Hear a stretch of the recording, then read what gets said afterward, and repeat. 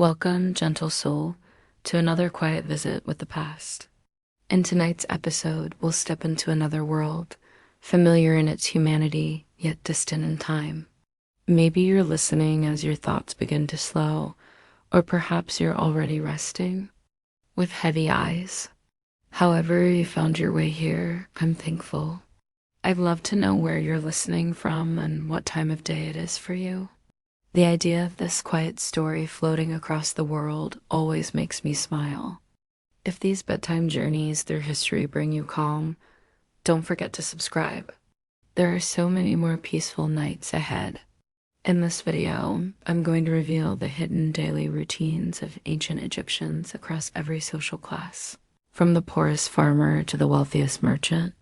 We'll explore what they ate for breakfast, how they handled their most private moments, what their work schedules looked like, and even how they entertained themselves when the sun went down. But first, let me give you a glimpse of just how detailed this reconstruction gets. We know exactly what time most Egyptians woke up, what they used instead of toothbrushes, and even how they dealt with workplace drama that would make your office politics look like child's play. So, let's start our day as an ancient Egyptian would have right at sunrise along the life-giving waters of the Nile River.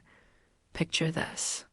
It's approximately 3000 BCE and the first rays of sunlight are creeping across the eastern horizon. For most ancient Egyptians, this wasn't just the beginning of a new day. It was literally the daily rebirth of the sun god Ra, and missing this moment wasn't really an option. Unlike our modern world, where we fight alarm clocks and hit snooze buttons, ancient Egyptians were naturally synchronized with the solar cycle in ways that would seem almost supernatural to us today. The average Egyptian family lived in a mud brick house that was specifically designed to work with the desert climate. These weren't the massive stone monuments we see in documentaries. We're talking about practical, efficient homes with flat roofs that served as extra living space, thick walls that kept the interior cool during scorching days, and small windows positioned to catch the breeze while keeping out the worst of the sandstorms. As dawn broke, the first person stirring in most households was typically the woman of the house. Now, before you start thinking this was because of some oppressive patriarchal system, the reality is far more practical. Egyptian women often controlled the household finances, ran businesses, and held significant social power. The early rising was simply because someone had to get the bread started. And in ancient Egypt, fresh bread wasn't just breakfast. It was literally the foundation of every single meal. But here's where it gets fascinating. The process of making this daily bread reveals so much about how these people lived. First, they had to grind grain using stone querns, which was backbreaking work that could take hours. The grain itself came from emmer wheat or barley, and the quality of your bread directly reflected your social status. Wealthy families had servants to do this grinding, while poorer families often had to wake up even earlier to get it done before the heat became unbearable. While the bread was being prepared, other family members were handling what we might call their morning routine, though it looked nothing like ours. Ancient Egyptians were actually incredibly concerned with cleanliness and personal hygiene, but they didn't have running water or modern plumbing. Instead, they used a system that was both ingenious and labor-intensive. Every morning, family members would wash using water stored in large pottery jars. This water had to be carried from the Nile or from local wells, and it was precious enough that every drop was used efficiently.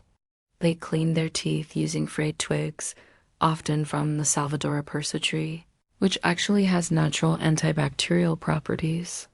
Some wealthier Egyptians even had a kind of toothpaste made from ground pumice, salt, and mint.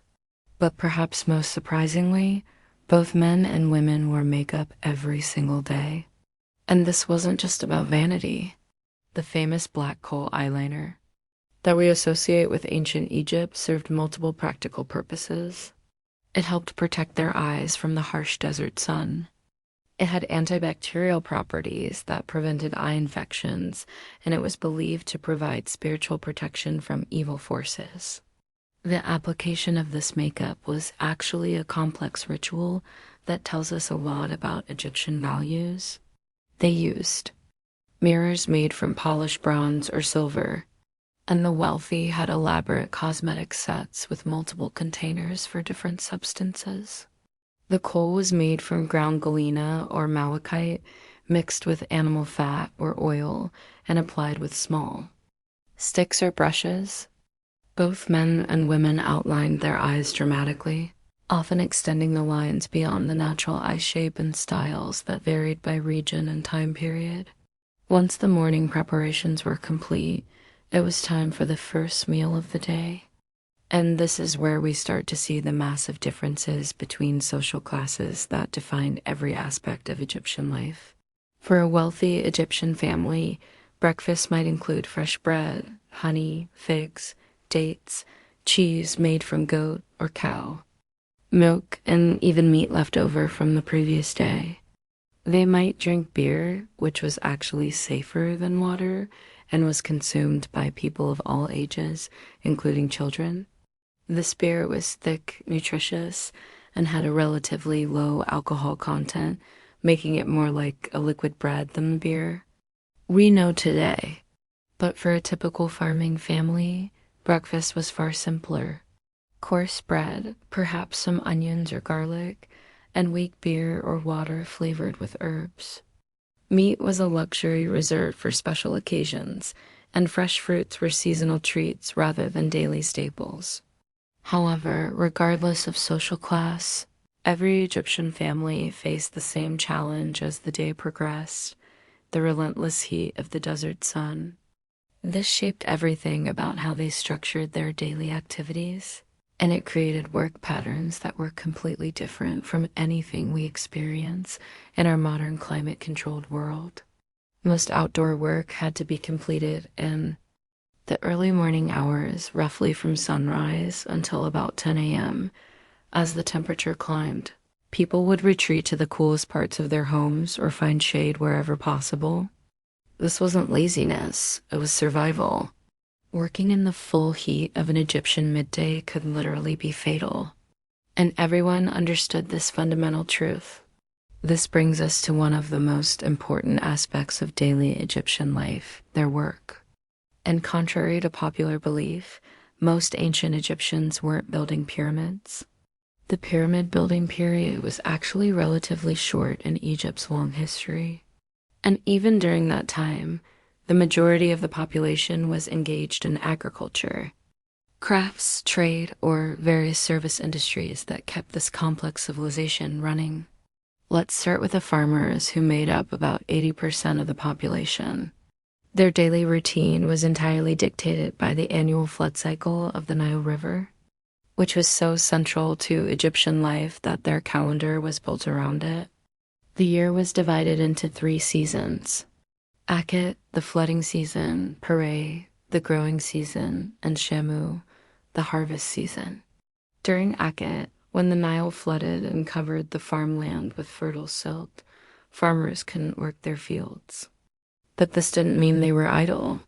Many were recruited for public works projects, including the construction of monuments, temples, and yes, sometimes pyramids. Others worked on maintaining irrigation systems, preparing tools for the next planting season, or engaging in crafts that could be traded once the floods receded.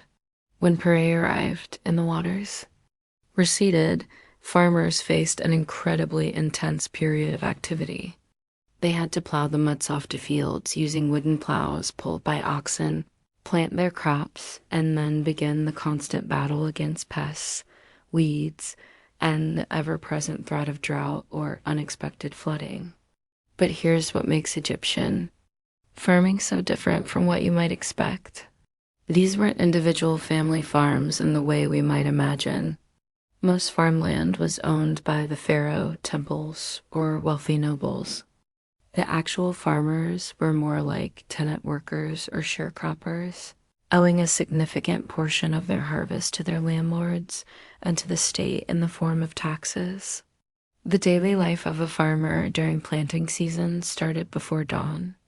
After their simple breakfast, they would head to the fields carrying wooden hoes, sickles, and baskets.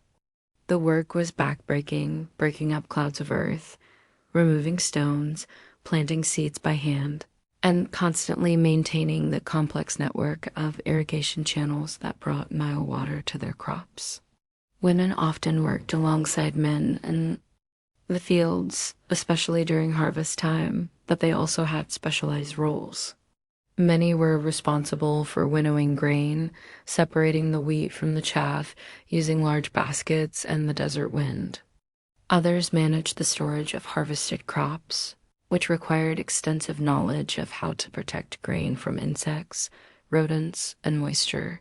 Children weren't exempt from this work either. As soon as they were old enough, usually around age 5 or 6, they began helping with simple tasks like scaring birds away from crops or carrying water. By their early teens, they were expected to contribute significantly to the family's labor. But farming was just one piece of the incredibly complex economic system that made ancient Egypt function. In the towns and cities along the Nile, a completely different kind of daily life was unfolding, one that involved craftsmen, merchants, scribes, and service workers whose routines were shaped by different pressures and opportunities. Take, for example, the daily life of a carpenter in ancient Thebes. His morning would begin much like the farmers, with simple food and the application of protective coal. But instead of heading to fields, he would walk to his workshop carrying tools that were remarkably sophisticated for their time. Egyptian carpenters used copper and bronze chisels, saws, adzes, and measuring tools that allowed them to create furniture, boats, coffins, and architectural elements with precision that still amazes modern craftsmen. Their daily work involved not just the physical labor of cutting and shaping wood, but also the complex logistics of obtaining materials in a desert environment. Where good timber was often imported from Lebanon or Nubia, the social dynamics of these workshops were fascinating.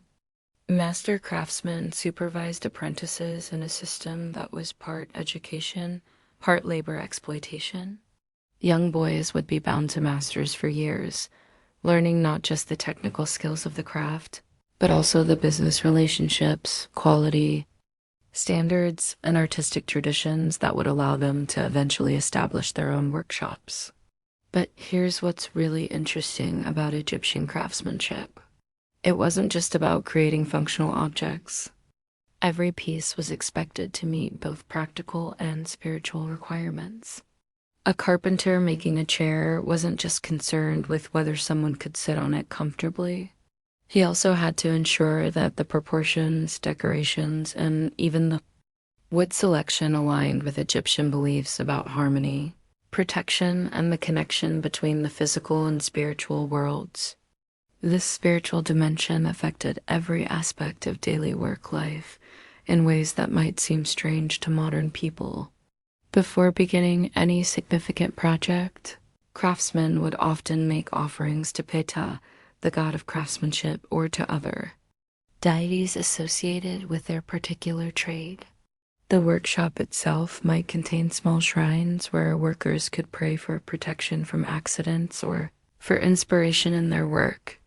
The working day for most craftsmen followed a pattern similar to the farmers. Intense activity in the cooler morning hours, a long break during the heat of midday, and then a return to work in the late afternoon and early evening.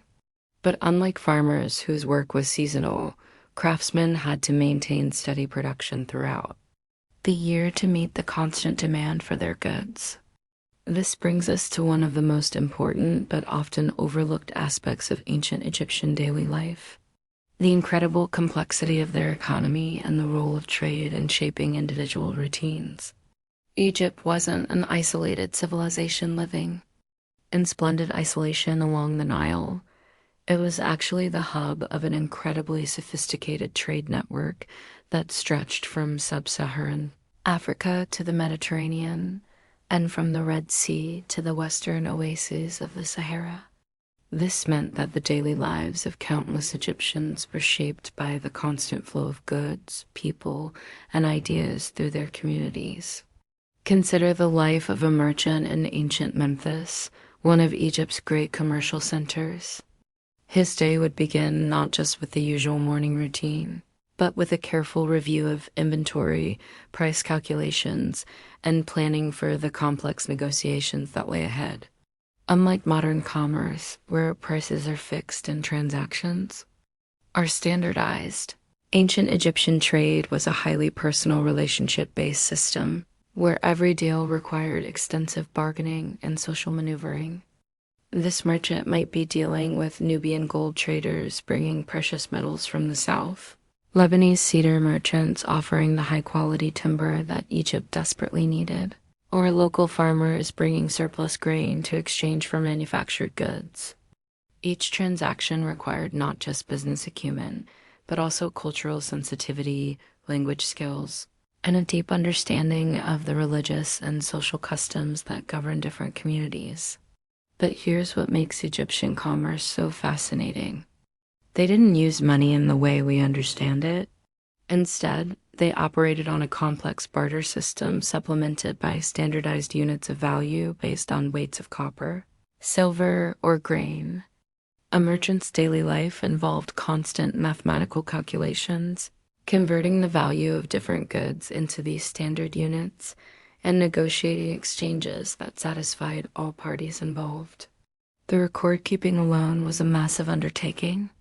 Egyptian merchants employed scribes to document every transaction, creating detailed papyrus records that had to account for quantities, qualities, dates, and the identities of all parties involved. These weren't just business records. They were legal documents that could be used to resolve disputes or collect debts, sometimes years after the original transaction. And speaking of scribes, let's dive into the daily life of perhaps the most envied profession in ancient Egypt. Becoming a scribe was one of the few ways for someone from a modest background to achieve real social mobility, and the training required was both grueling and transformative. A young scribe's day began with hours of practice copying hieroglyphic texts, learning not just the symbols themselves, but also the proper techniques for preparing papyrus, mixing inks, and maintaining the reed pens that were essential tools of the trade. This wasn't just penmanship practice. It was an intensive education in literature, mathematics, law, religion, and administration that could take a decade or more to complete. Master scribes worked in a variety of settings that shaped their daily routines in different ways. Some were attached to temples, spending their days recording religious ceremonies, managing temple finances, and copying sacred texts. Others worked for government administrators, documenting tax collections, legal proceedings, and official correspondence. The most elite scribes served in the royal court, where their daily responsibilities might include drafting diplomatic letters, recording the pharaoh's decrees, or maintaining the complex genealogical and ceremonial records that legitimized royal authority. But regardless of their specific role, all scribes shared certain daily challenges that were unique to their profession.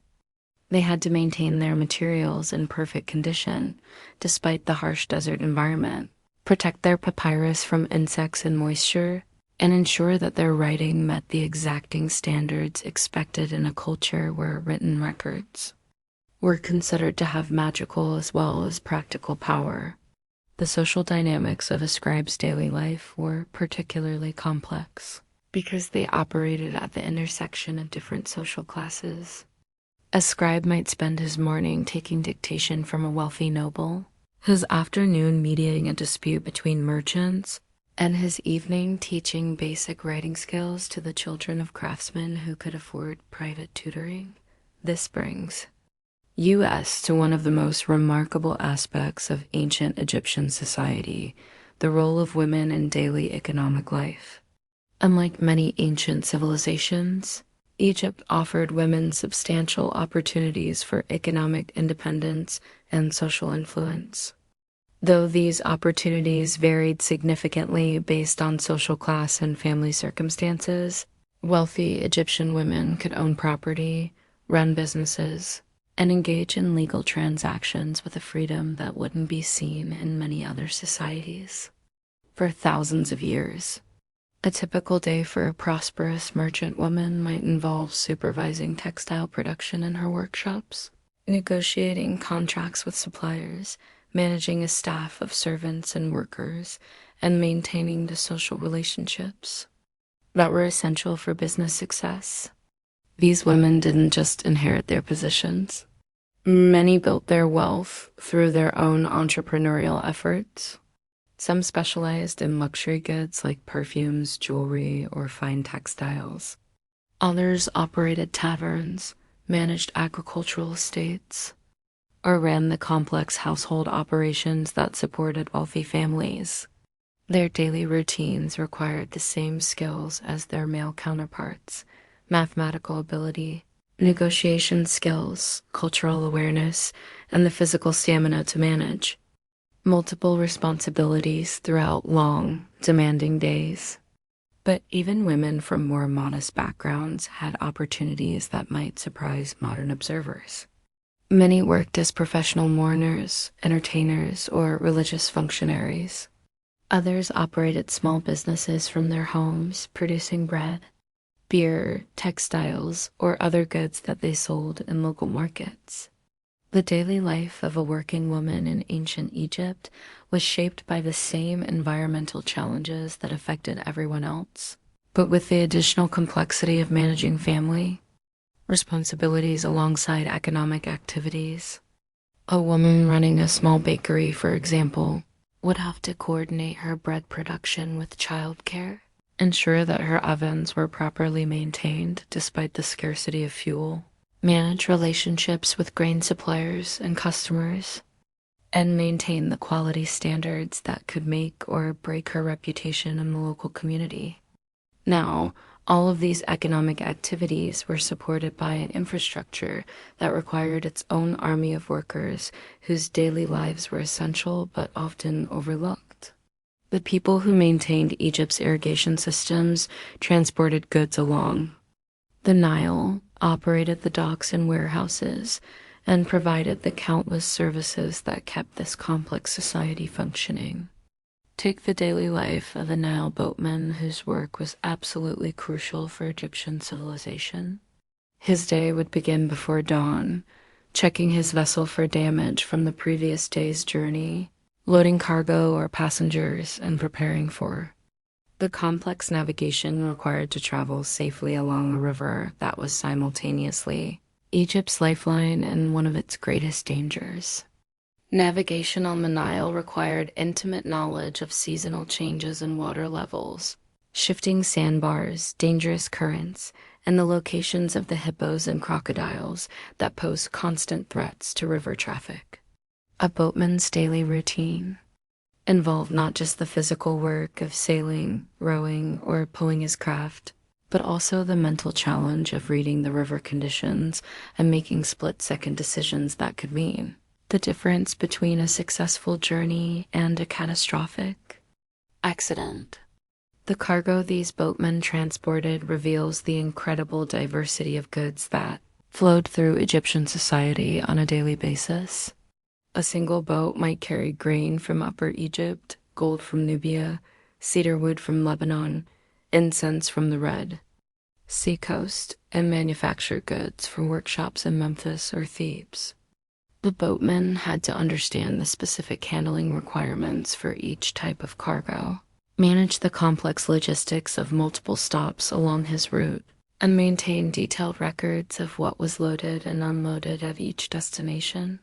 But the Nile wasn't just a commercial highway. It was also the primary means of personal transportation for most Egyptians. This meant that boatmen also served as passenger carriers, connecting families separated by distance, enabling pilgrimages to important religious sites and facilitating the social interactions that bound Egyptian communities together. The daily social life of ancient Egyptians was far richer and more complex than most people realize. After the working day ended, communities came alive with activities that served both entertainment and important social functions. Evening gatherings were central to Egyptian social life, and they took many different forms depending on the season, the community, and the social class of the participants. In farming villages, people might gather in courtyards or on rooftops to share the day's events, tell stories, play games, and enjoy whatever entertainment was available. Music was an integral part of these gatherings, and it reveals fascinating details about Egyptian values and daily life. Musicians used instruments like harps, flutes, drums, and sistrums to create music that accompanied singing, dancing, and storytelling. But this wasn't just casual entertainment. Music was believed to have spiritual power, and many of the songs that filled Egyptian evenings were actually religious hymns or magical incantations designed to provide protection, ensure good fortune, or honor the gods. Dancing was equally important, and it served multiple functions in Egyptian society.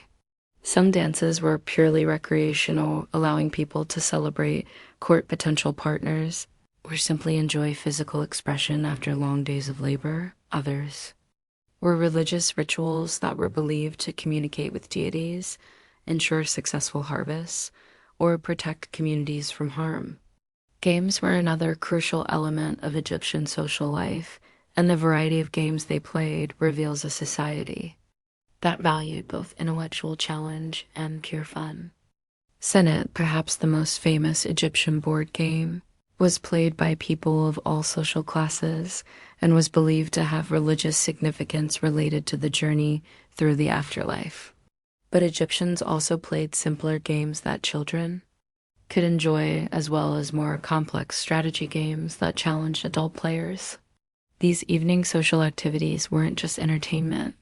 They were essential mechanisms for maintaining community cohesion, transmitting cultural knowledge from one generation to the next, and providing the social bonds that help people cope with the challenges of daily life in a demanding environment. But perhaps most importantly, these gatherings provided opportunities for the kind of informal education that was crucial for most Egyptians. Children learned about their culture, their history, and their place in society, not through formal schooling, which was available only to a small elite, but through the stories, songs, and conversations that filled their evening hours. The seasonal nature of Egyptian life meant that these social patterns changed throughout the year in ways that created a rich and varied community calendar.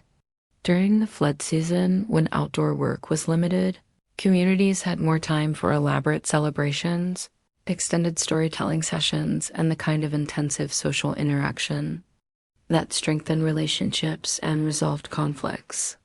Harvest time brought different kinds of gatherings, often focused on cooperative work that required community coordination. These weren't just economic activities. They were social events that combined necessary labor with celebration, competition, and the reinforcement of social bonds that would carry communities through the challenges of the coming year. Religious festivals provided another crucial structure for Egyptian social life, creating occasions when entire communities would come together for celebrations that could last for days. These festivals weren't solemn religious observances in the way we might imagine.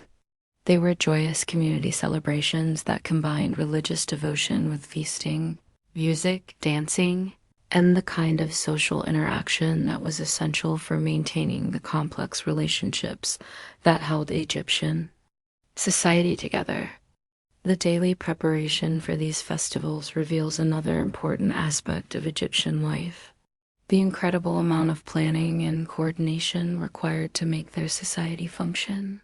Organizing a major religious festival required months of preparation involving craftsmen who created decorations and ceremonial objects, farmers who provided extra food, musicians and dancers who prepared special performances, and religious officials who ensured that all the ceremonial requirements were properly met. This level of coordination was necessary for almost every aspect of Egyptian life, from the annual flood cycle that required community-wide cooperation to manage irrigation systems to the complex trade, relationships that brought goods from across the known world to Egyptian markets. And this brings us to one of the most remarkable aspects of ancient Egyptian daily life: how they managed to create and maintain one of history's longest-lasting civilizations despite facing challenges that would seem insurmountable to modern people. The coordination required wasn't just impressive from an organizational standpoint, it was absolutely essential for survival. Without it, Egyptian civilization would have collapsed within generations rather than lasting for over 3,000 years. And this brings us to perhaps the most underappreciated aspect of daily Egyptian life: the incredible sophistication of their problem-solving abilities. Every single day, ordinary Egyptians had to navigate challenges that would stump most modern people. They had to predict weather patterns without meteorology, manage complex agricultural systems without modern tools, maintain public health without understanding germ theory, and coordinate massive construction projects without computers or even written mathematical formulas as we know them. Take something as basic as food storage, which was literally a matter of life and death in a civilization where a failed harvest could mean starvation for thousands of people. Egyptian families didn't just throw their grain into containers and hope for the best. They developed elaborate systems involving multiple types of storage, each designed for specific types of food and specific storage durations. They used jars sealed with beeswax and resin for liquids like oil and wine. They created underground storage chambers that maintained consistent temperatures despite the extreme heat above ground. They developed techniques for drying fruits and vegetables that preserved them for months without refrigeration. They even figured out how to store live fish in artificial ponds, creating a kind of ancient aquaculture system that provided fresh protein year-round. But here's what makes this even more remarkable. These weren't techniques developed by specialists and then distributed to the masses. These were skills that ordinary families passed down through generations, refined through trial and error, and adapted to local conditions. A farming family in Upper Egypt might have completely different food storage techniques than a merchant family in the Delta, but both systems would be incredibly sophisticated and perfectly adapted to their specific circumstances. The daily maintenance of these systems required constant attention and expertise. Women often specialized in food preservation, spending hours each day monitoring fermentation processes, checking stored goods for signs of spoilage, and adjusting storage conditions based on seasonal changes. This wasn't just domestic work. It was highly skilled technical labor that required deep understanding of chemistry, biology, and engineering principles that these people couldn't name, but absolutely understood. Men often focused on the construction and maintenance of storage facilities themselves, which required skills in masonry, waterproofing, ventilation design, and pest control that would impress modern contractors. They had to build structures that could withstand floods, earthquakes, extreme temperature variations, and the constant assault of insects and rodents that threatened stored food supplies. Children learned these skills through daily participation, gradually taking on more responsibility as they demonstrated competence. By the time they reached adulthood, they possessed a level of practical knowledge about food systems that far exceeded what most modern people understand about where their food comes from or how it's preserved. The same pattern of sophisticated problem-solving appears in every aspect of Egyptian daily life. Consider their approach to personal hygiene and healthcare, which was far more advanced than most people realize. Egyptians didn't just wash themselves. They had developed complex systems for maintaining cleanliness that addressed both practical and spiritual concerns. Their daily bathing routines involved not just water, but carefully prepared soaps made from animal fats and plant-based alkalis. They used different cleansing agents for different parts of the body, understanding that skin on the face required different treatment than skin on the hands or feet. They had specialized preparations for hair care that protected against the harsh desert environment while maintaining the elaborate hairstyles that were important markers of social status. But beyond basic cleanliness, Egyptians maintained daily health practices that reveal sophisticated understanding of preventive medicine. They use various plant-based preparations to protect against common ailments, maintain dietary practices that modern nutritionists would recognize as sound principles, and engaged in physical activities that were designed to maintain strength and flexibility throughout their lives. The daily routine of an Egyptian family included time for what we might call physical therapy exercises, though they wouldn't have used that term. People regularly stretched, engaged in strength training using their daily work activities, and participated in games and dances that maintained cardiovascular health and muscular coordination.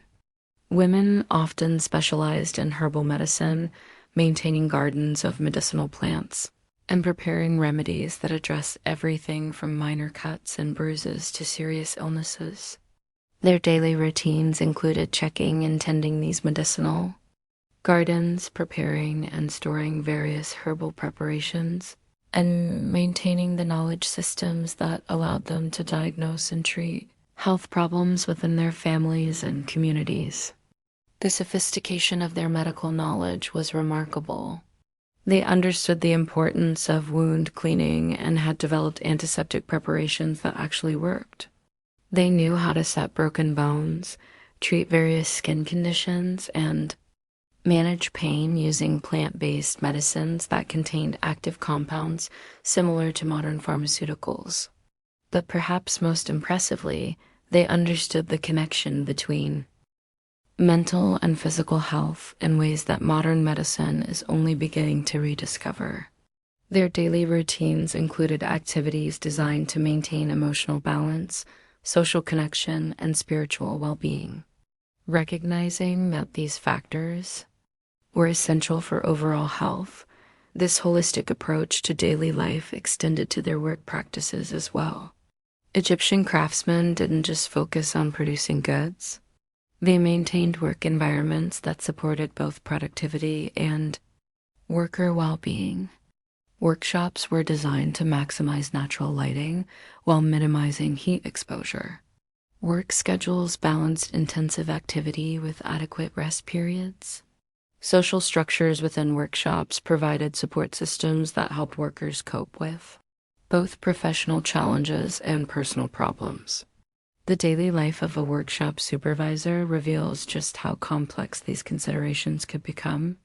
He had to coordinate the technical aspects of production, manage relationships between workers of different skill levels, ensure that quality standards were maintained, handle the business relationships with suppliers and customers, and maintain the workshop facilities themselves. But beyond these obvious responsibilities, he also served as a counselor, mediator, and community leader.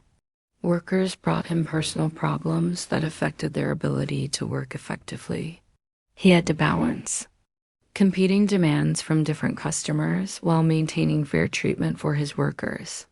He served as a link between his workshop and the broader community, representing his workers' interests and community decisions and ensuring that his business contributed appropriately to community needs. This multi-layered approach to leadership was necessary because Egyptian society was incredibly interconnected. A problem in one workshop could affect suppliers, customers, and competitors throughout the community.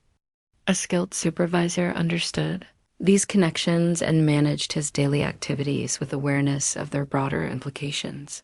The same complexity appears in the daily lives of religious officials who served functions that went far beyond what we might expect from modern religious leaders. A typical temple priest's day included not just religious ceremonies, but also administrative duties, educational responsibilities, and community service obligations that made him a central figure in local society. His morning routine began before dawn with personal purification rituals that were far more elaborate than those required of ordinary Egyptians. He had to maintain higher standards of physical cleanliness, follow stricter dietary restrictions, and engage in daily meditation and prayer practices that prepared him for his various responsibilities.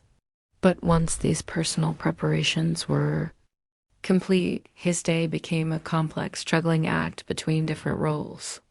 He might spend the early morning conducting religious ceremonies, the late morning teaching children basic literacy and numeracy, the afternoon mediating disputes between community members, and the evening managing temple finances and coordinating with other religious officials. The educational role was particularly important because formal schooling was available only to a small elite. For most Egyptian children, the local priests provided their only access to literacy, basic mathematics, and the kind of general knowledge that allowed them to function effectively in their society. This educational process wasn't just about transferring information. It was about maintaining cultural continuity across generations. Through daily interactions with children and their families, priests ensure that Egyptian values, traditions, and practical knowledge systems were preserved and adapted to changing circumstances. The daily teaching routine involved not just formal lessons, but also informal mentoring that helped young people understand their place in society and develop the skills they would need as adults. A priest might spend part of his day teaching a future scribe how to prepare papyrus, part of his day helping a young craftsman understand the religious significance of his work, and part of his day counseling parents about how to guide their children's development. But perhaps the most crucial aspect of a priest's daily life was his role in maintaining the complex religious systems that provided the spiritual foundation for Egyptian civilization. This wasn't just a matter of conducting ceremonies. It required deep understanding of theological principles, astronomical observations, mathematical calculations, and the kind of organizational skills needed to coordinate religious activities across multiple temples and communities. The daily maintenance of these religious systems reveals just how sophisticated Egyptian civilization had become. Priests had to track multiple calendar systems simultaneously, coordinate their activities with agricultural cycles and political events, maintain accurate records of religious obligations and ceremonial requirements, and ensure that religious practices remained consistent across vast distances and long periods of time. This level of coordination was possible only because Egyptian society had developed incredibly effective communication systems that allowed information to flow rapidly across the entire kingdom. The daily life of a royal messenger provides insight into how these communication networks actually functioned. A messenger's day began with careful preparation that was essential for both personal safety and message security. He had to plan his route based on current conditions along the Nile, seasonal variations in travel conditions, and political circumstances that might affect his safety in different regions. The physical demands of his work were enormous. Depending on the urgency of his message and the distance he had to travel, he might spend days traveling by boat, on foot, or using donkeys or other pack animals. He had to navigate not just geographical challenges, but also the complex social and political relationships that determined how he would be received in different communities. But beyond the physical challenges, messengers carried enormous responsibility for maintaining the information systems that held Egyptian civilization together. They transported not just official government communications, but also personal letters, business documents, religious instructions, and the kind of informal information that allowed widely separated communities to coordinate their activities. The daily routine of preparing, protecting, and delivering these messages required skills that combined physical endurance with intellectual sophistication. Messengers had to be able to read and write, understand the political implications of the information they carried, maintain absolute discretion about sensitive communications, and adapt quickly to changing circumstances that might require them to alter their plans or find alternative routes. Their work also required deep cultural knowledge that allowed them to function effectively in communities with different customs, dialects, and social structures. A messenger traveling from Memphis to Aswan would encounter dozens of different local communities, each with its own particular characteristics, and he had to understand how to approach local leaders, follow appropriate social protocols, and avoid misunderstandings that could delay his mission or even put him in danger. This cultural sophistication was necessary because Egyptian civilization wasn't as uniform as we might imagine. While there were certainly shared values, religious beliefs, and social structures that unified the kingdom, there were also significant regional variations that reflected different environmental conditions, economic specializations, and historical experiences. The daily life of people in the Delta region was shaped by different challenges and opportunities than those faced by people in Upper Egypt or Nubia. Coastal communities had access to Mediterranean trade networks, but had to deal with different security threats. Desert oasis communities had developed specialized techniques for managing scarce water resources that had limited access to some goods that river communities took for granted. These regional differences created opportunities for specialization and trade that enriched Egyptian civilization, but they also required sophisticated coordination systems that could manage the complexity without losing the benefits of diversity. The daily routines of local administrators reveal how this coordination actually worked at the practical level. A provincial governor's day involved balancing local needs with national requirements, managing relationships between different communities within his jurisdiction, coordinating with other governors to address regional challenges, and maintaining communication with the royal court that kept central authorities informed about local conditions.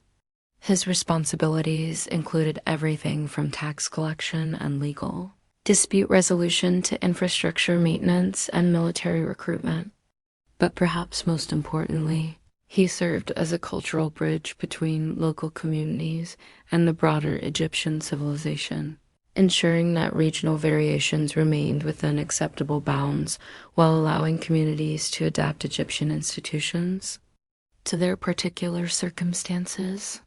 This balancing act required enormous skill and constant attention to changing conditions. A governor had to understand not just the formal requirements of his position, but also the informal relationships and cultural dynamics that actually determined how effectively he could accomplish his goals.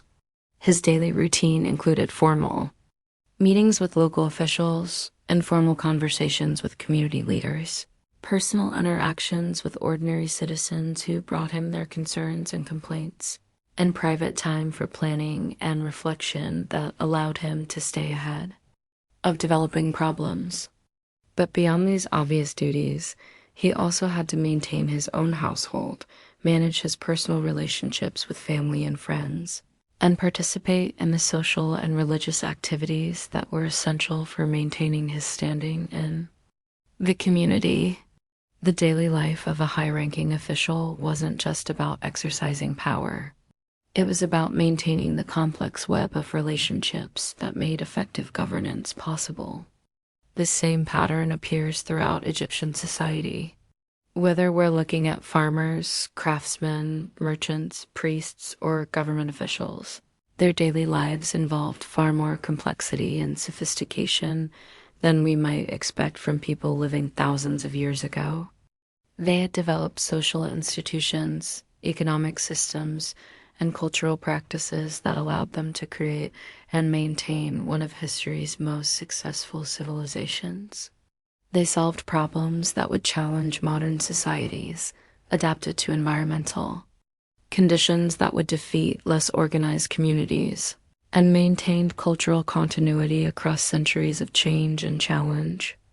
And they did all of this while dealing with the same basic human needs and desires that we face today.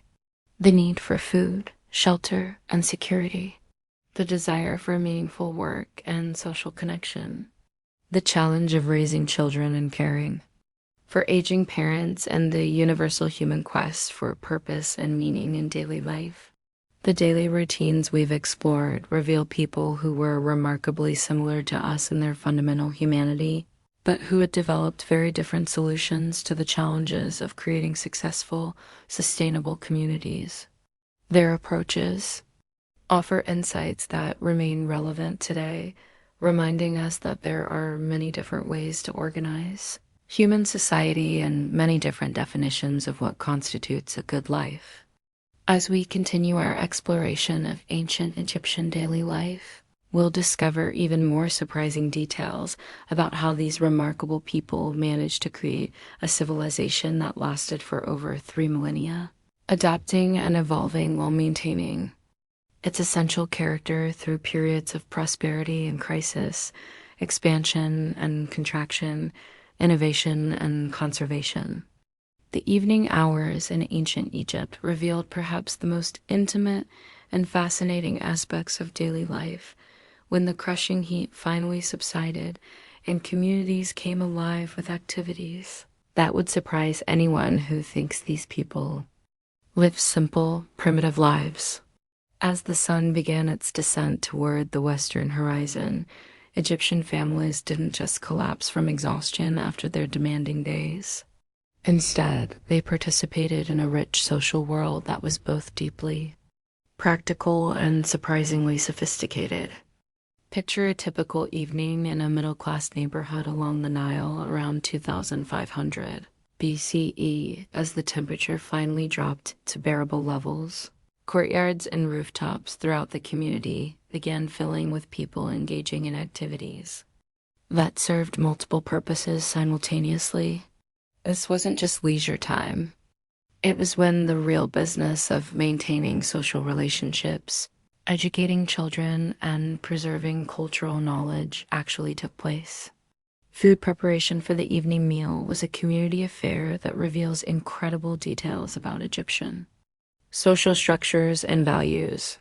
Unlike our modern world where families eat in isolation, Egyptian evening meals were often shared events that involved multiple households, extended family members, and even neighbors who contributed different elements to create elaborate communal feasts. The process of preparing these evening meals required coordination that would impress modern event planners. Different families specialized in different aspects of the meal preparation, not just because of resource limitations, but because this specialization created social bonds that strengthened community resilience. One family might be known for their exceptional bread baking, another for their skill with vegetables, and another for their ability to prepare meat in ways that maximize both flavor and preservation. Women often took the lead in coordinating these meal preparations, but this leadership role extended far beyond simple cooking. They managed complex social negotiations about who would contribute what, how resources would be shared, and how the resulting feast would be distributed among participants. These negotiations required diplomatic skills that would be impressive in any context because they had to balance practical considerations with social relationships, economic realities with cultural expectations. The actual cooking process was a technological marvel that most people completely underestimate. Egyptian cooks didn't just throw ingredients together and hope for the best. They had developed sophisticated techniques for controlling heat, managing cooking times, and combining flavors that created dishes far more complex than the simple bread and beer diet that most people associate with ancient Egypt. Their ovens were engineering marvels designed to maintain consistent temperatures despite limited fuel supplies and extreme environmental conditions. They understood fermentation processes that created not just bread and beer, but also cheeses, preserved vegetables, and fermented sauces that added variety and nutrition to their diets. They had developed spice blending techniques that used locally available herbs and imported aromatics to create flavor profiles that were both delicious and medically beneficial. But perhaps most remarkably, they understood food safety principles that protected them from the foodborne illnesses that could devastate communities without modern medical care. They knew which combinations of ingredients provided natural preservation, which cooking techniques eliminated dangerous bacteria, and which storage methods prevented spoilage in hot, humid conditions. The evening meal itself was a carefully orchestrated social event that served functions far beyond simple nutrition.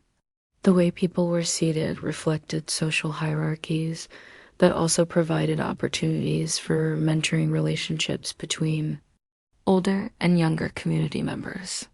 The order in which different dishes were served created natural conversation rhythms that allowed for the sharing of information, the resolution of conflicts, and the maintenance of social bonds that held communities together. Children weren't just passive recipients of food during these evening gatherings. They were active participants in elaborate educational processes that transmitted everything from practical skills to cultural values. While adults were eating and talking, children were learning about food preparation, social etiquette, economic relationships, and the complex web of obligations and opportunities that would shape their adult lives. The stories told during these evening meals weren't just entertainment. They were sophisticated information management systems that preserved historical knowledge, technical expertise, and cultural wisdom in ways that made them memorable and personally meaningful. A story about a clever farmer who outwitted a dishonest merchant wasn't just amusing. It taught practical lessons about commercial relationships, negotiation strategies, and ethical principles that listeners could apply in their own lives. Religious stories served similar educational functions, but they also provided emotional and psychological support that helped people cope with the challenges and uncertainties of daily life. Stories about gods overcoming obstacles, heroes persevering through difficulties, and communities surviving disasters provided both practical guidance and emotional reassurance that strengthened individual resilience and community solidarity. Music during these evening gatherings reveals another layer of sophistication that most people never consider. Egyptian musicians weren't just playing random tunes to provide background entertainment. They were performing complex compositions that served multiple functions simultaneously, creating emotional atmospheres that enhanced social bonding while also transmitting cultural information and providing opportunities for individual expression. The instruments themselves were technological marvels that required sophisticated understanding of acoustics, material science, and manufacturing techniques. Harps had to be constructed with precise tension systems that maintained proper tuning. Despite extreme temperature variations, drums required carefully prepared animal skins that produced specific tonal qualities while withstanding constant use. Flutes and other wind instruments demanded precise measurements and finishing, techniques that created accurate pitch relationships and pleasing timbres. But beyond the technical aspects, Egyptian music served psychological and social functions that were essential for community well-being.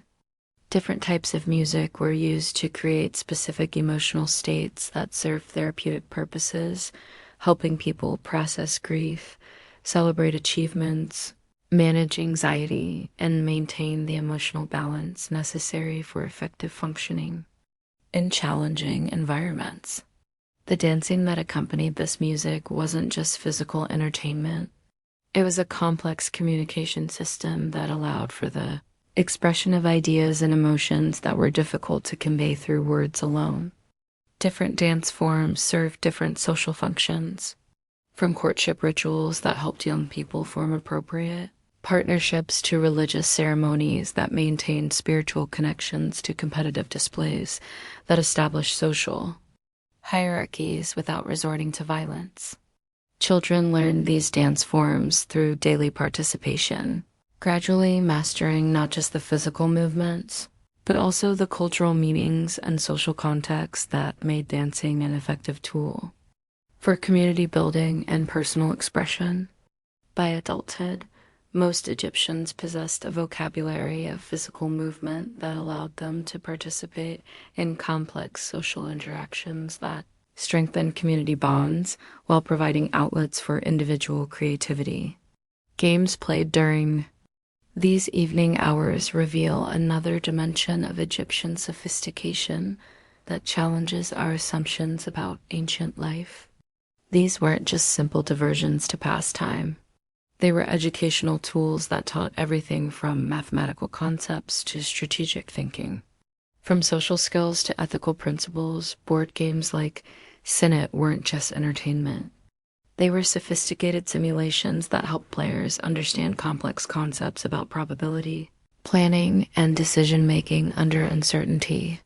The religious symbolism embedded in these games provided opportunities for discussing spiritual concepts in ways that were both intellectually engaging and emotionally meaningful. Physical games and competitions served similar educational functions, while also providing the exercise and skill development that were essential for survival in a physically demanding environment. Wrestling matches, running competitions, and various ball games weren't just fun. They were training systems that maintained the physical fitness and competitive skills that individuals needed to succeed in their daily work and contribute effectively to community defense. But perhaps most importantly, these games provided opportunities for social interaction across age, groups, and social classes in ways that strengthened community cohesion while allowing for the peaceful resolution of tensions and conflicts that might otherwise disrupt social harmony. The evening hours also provided time for the maintenance and creation of the material objects that made Egyptian daily life possible. This wasn't just busy work to fill idle time. It was essential economic activity that required sophisticated skills and careful coordination between different community members. Women often spent evening hours engaged in textile production that was far more complex than simple weaving. They had to process raw materials like flax and wool using techniques that required deep understanding of fiber properties, chemical treatments, and mechanical processes. They operated looms that were engineering marvels capable of producing fabrics with complex patterns, varying textures, and specific performance characteristics suited for different purposes. The designs they created weren't just decorative. They were information systems that communicated social status, regional identity, religious beliefs, and personal achievements in ways that were immediately recognizable to other community members. A skilled textile worker could look at someone's clothing and immediately understand their occupation, their family background, their economic status, and their role in the community social structure. Men often used evening hours for tool maintenance and creation that was equally sophisticated and equally essential for community survival. They had to maintain metal tools using techniques that required understanding of metallurgy, heat treatment, and precision shaping that would impress modern craftsmen. They created wooden implements using carpentry skills that combined artistic sensibility with functional excellence and durability requirements. But beyond these obvious practical activities, evening hours provided time for the kind of innovation and experimentation that allowed Egyptian technology and culture to evolve and improve over time. Craftsmen used their leisure time to experiment, with new techniques, test different materials, and develop improved tools and methods that enhance productivity and quality in their daily work. These innovations weren't just individual achievements. They were community resources that were shared through informal networks that connected craftsmen across different specialties and different regions. A carpenter who developed and improved joint technique would share that knowledge with other woodworkers who would adapt and refine it further, creating a continuous improvement process that strengthened the entire technological base of Egyptian civilization. The evening hours also provided opportunities for the kind of personal relationships and individual development that were essential for psychological well-being and social stability. Courtship rituals weren't just romantic diversions. They were complex social processes that helped young people form partnerships that would contribute to community strength and individual happiness. These courtship processes involved elaborate systems of gift exchange, artistic performance, and social interaction that allowed potential partners to demonstrate their skills, values, and compatibility in ways that helped ensure successful long-term relationships. Parents and community elders played important roles in these processes, not as controlling authorities, but as advisors and facilitators who helped young people navigate the complex social and economic considerations that affected partnership decisions. Marriage arrangements weren't just personal choices. They were economic alliances that affected the prosperity and stability of extended families and entire communities. The evening hours provided opportunities for the kind of extended discussion and negotiation that allowed these arrangements to develop in ways that balanced individual desires with community needs. But even beyond courtship and marriage, the evening hours provided opportunities for the kind of personal growth and individual expression that were essential for human flourishing. People used this time for artistic pursuits, intellectual development, and spiritual practices that enriched their lives while also contributing to the cultural wealth of their communities. Their artistic activities weren't just hobbies. They were sophisticated creative practices that required years of training and constant refinement. Painters, sculptors, and other visual artists used evening hours to develop techniques, experiment with materials, and create works that served both aesthetic and functional purposes in their communities. Musicians and poets used this time to compose new works, refine their performance skills, and explore creative possibilities that pushed the boundaries of their artistic traditions while remaining connected to the cultural values that gave their work meaning and social relevance. But perhaps most importantly, the evening hours provided time for the kind of reflection and contemplation that allowed individuals to process their experiences, understand their place in the larger community, and develop the wisdom and perspective that made them effective contributors to the collective well-being. This personal development wasn't just individual self-improvement.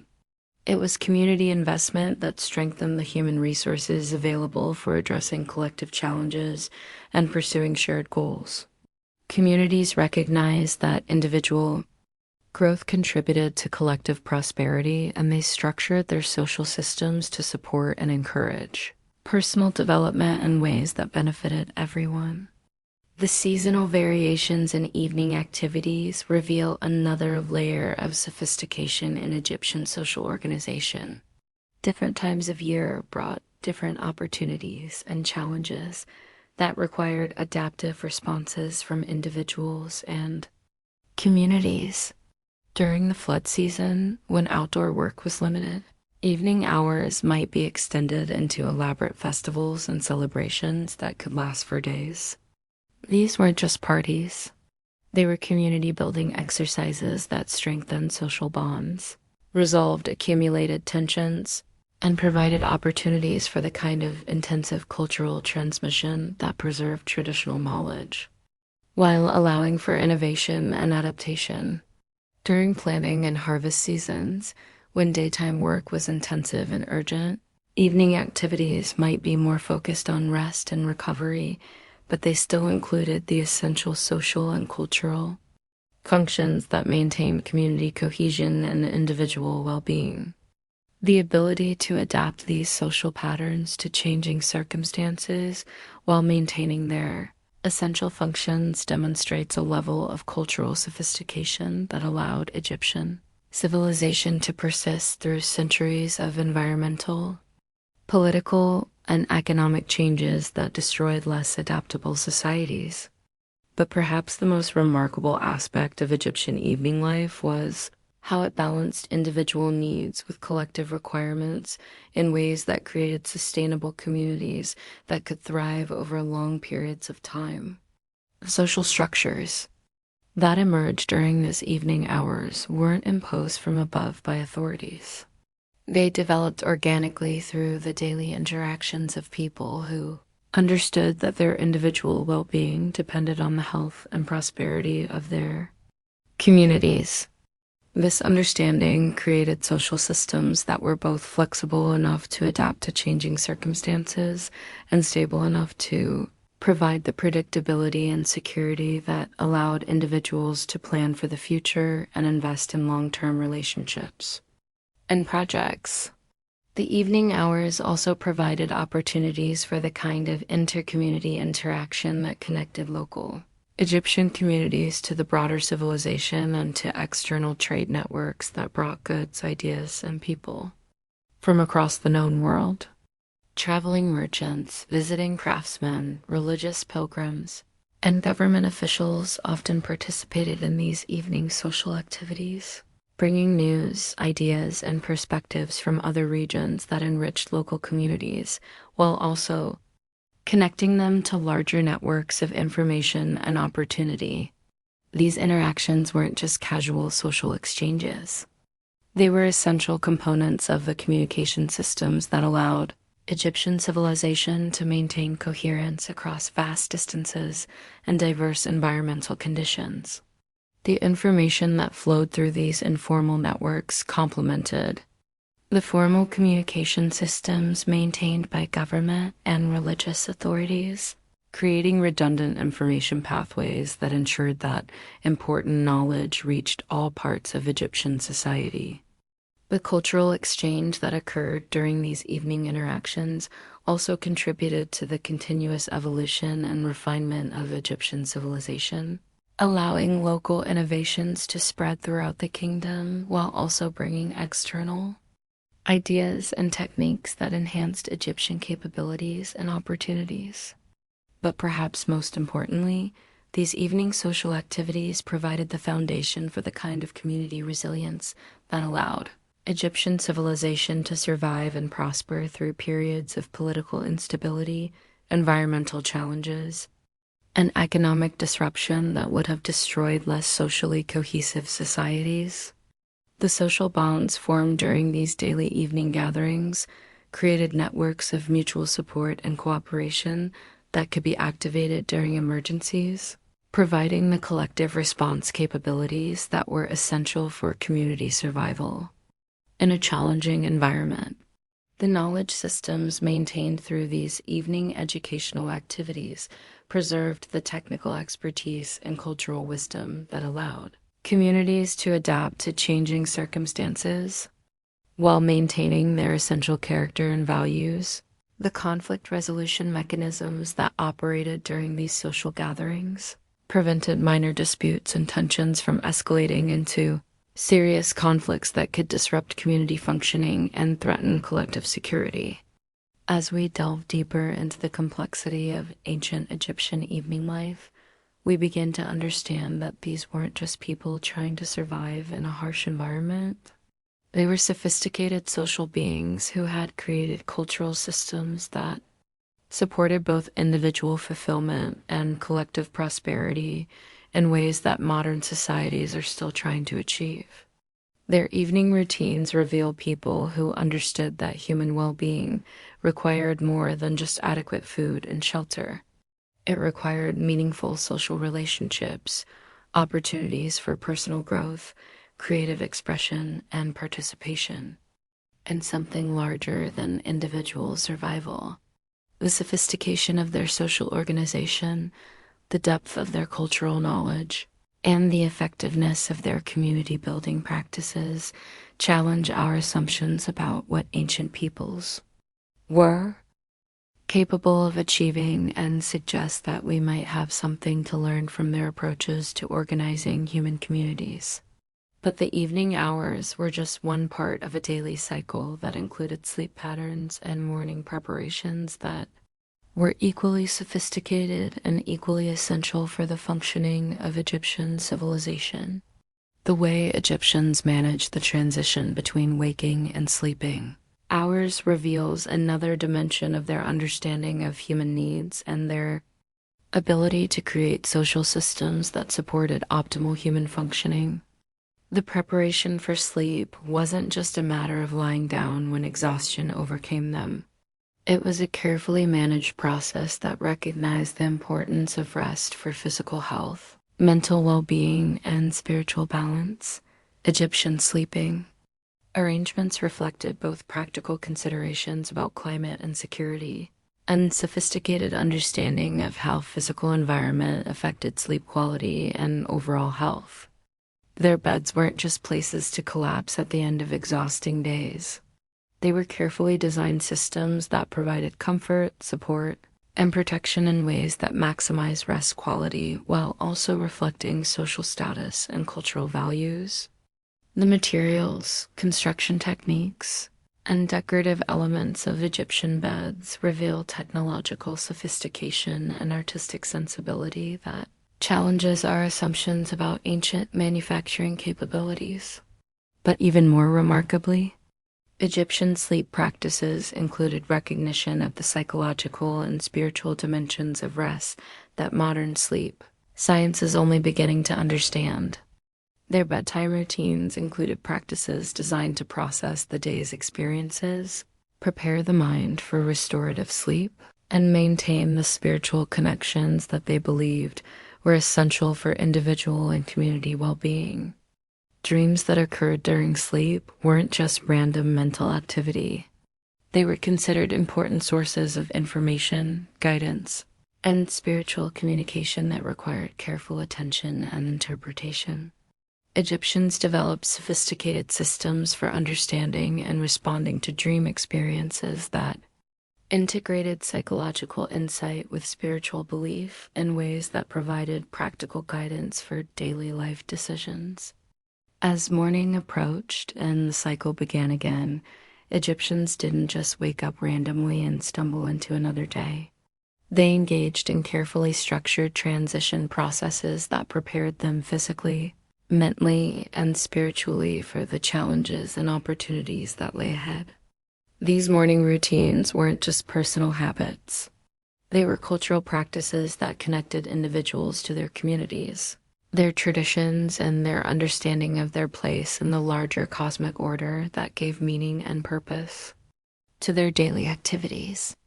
The morning prayers, offerings, and ritual activities that began each day weren't empty ceremonies. They were psychological preparation techniques that helped people approach their daily responsibilities with the confidence, focus, and commitment necessary for effective functioning in demanding environments. But perhaps most remarkably, these morning routines included planning and goal-setting activities that helped individuals coordinate their daily activities with the needs and activities of their families, their communities, and the larger economic and social systems of which they were part. Egyptian daily life wasn't just a series of survival activities. It was a carefully orchestrated participation in a complex civilization that required sophisticated coordination between individuals, families, communities, and regional and national institutions. The daily routines we've been exploring weren't just personal habits. They were essential components of the social and economic systems that made Egyptian civilization possible. The morning planning activities that began each day included consideration of weather conditions, seasonal requirements, community obligations, family needs, and individual goals in ways that optimize both personal effectiveness and collective prosperity. These weren't simple to-do lists. They were strategic planning processes that took into account multiple variables and competing priorities in ways that would impress modern project managers. The coordination required to make this system work reveals organizational capabilities that challenge our assumptions about what ancient peoples could achieve. Without modern communication and information management technologies, yet somehow millions of Egyptians managed to coordinate their daily activities in ways that created and maintained one of history's most successful and longest-lasting civilizations. As we continue to explore the details of ancient Egyptian daily life, we begin to understand that these weren't just people who happened to live a long time ago. They were sophisticated human beings who had developed solutions to fundamental challenges of human organization that remain relevant today.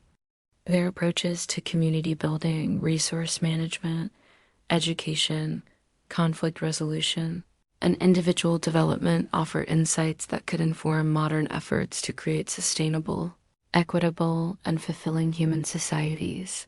But to fully understand these insights, we need to continue our exploration of the details of Egyptian daily life, examining not just what they did, but how they did it, and why their approaches were so effective at creating human flourishing in challenging circumstances. The coordination challenges faced by ordinary Egyptians reveal problem-solving abilities that would humble most modern communities. Consider the daily reality of a small farming village during a harvest season when timing meant the difference between prosperity and starvation. Every family had to coordinate their individual harvesting activities with their neighbors, because Egyptian agriculture wasn't just about individual plots of land.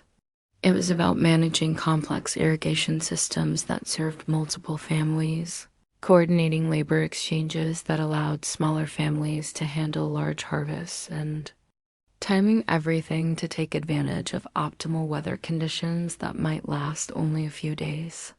The village headman's daily routine during harvest season required him to balance dozens of competing demands while maintaining the social harmony that made cooperation possible.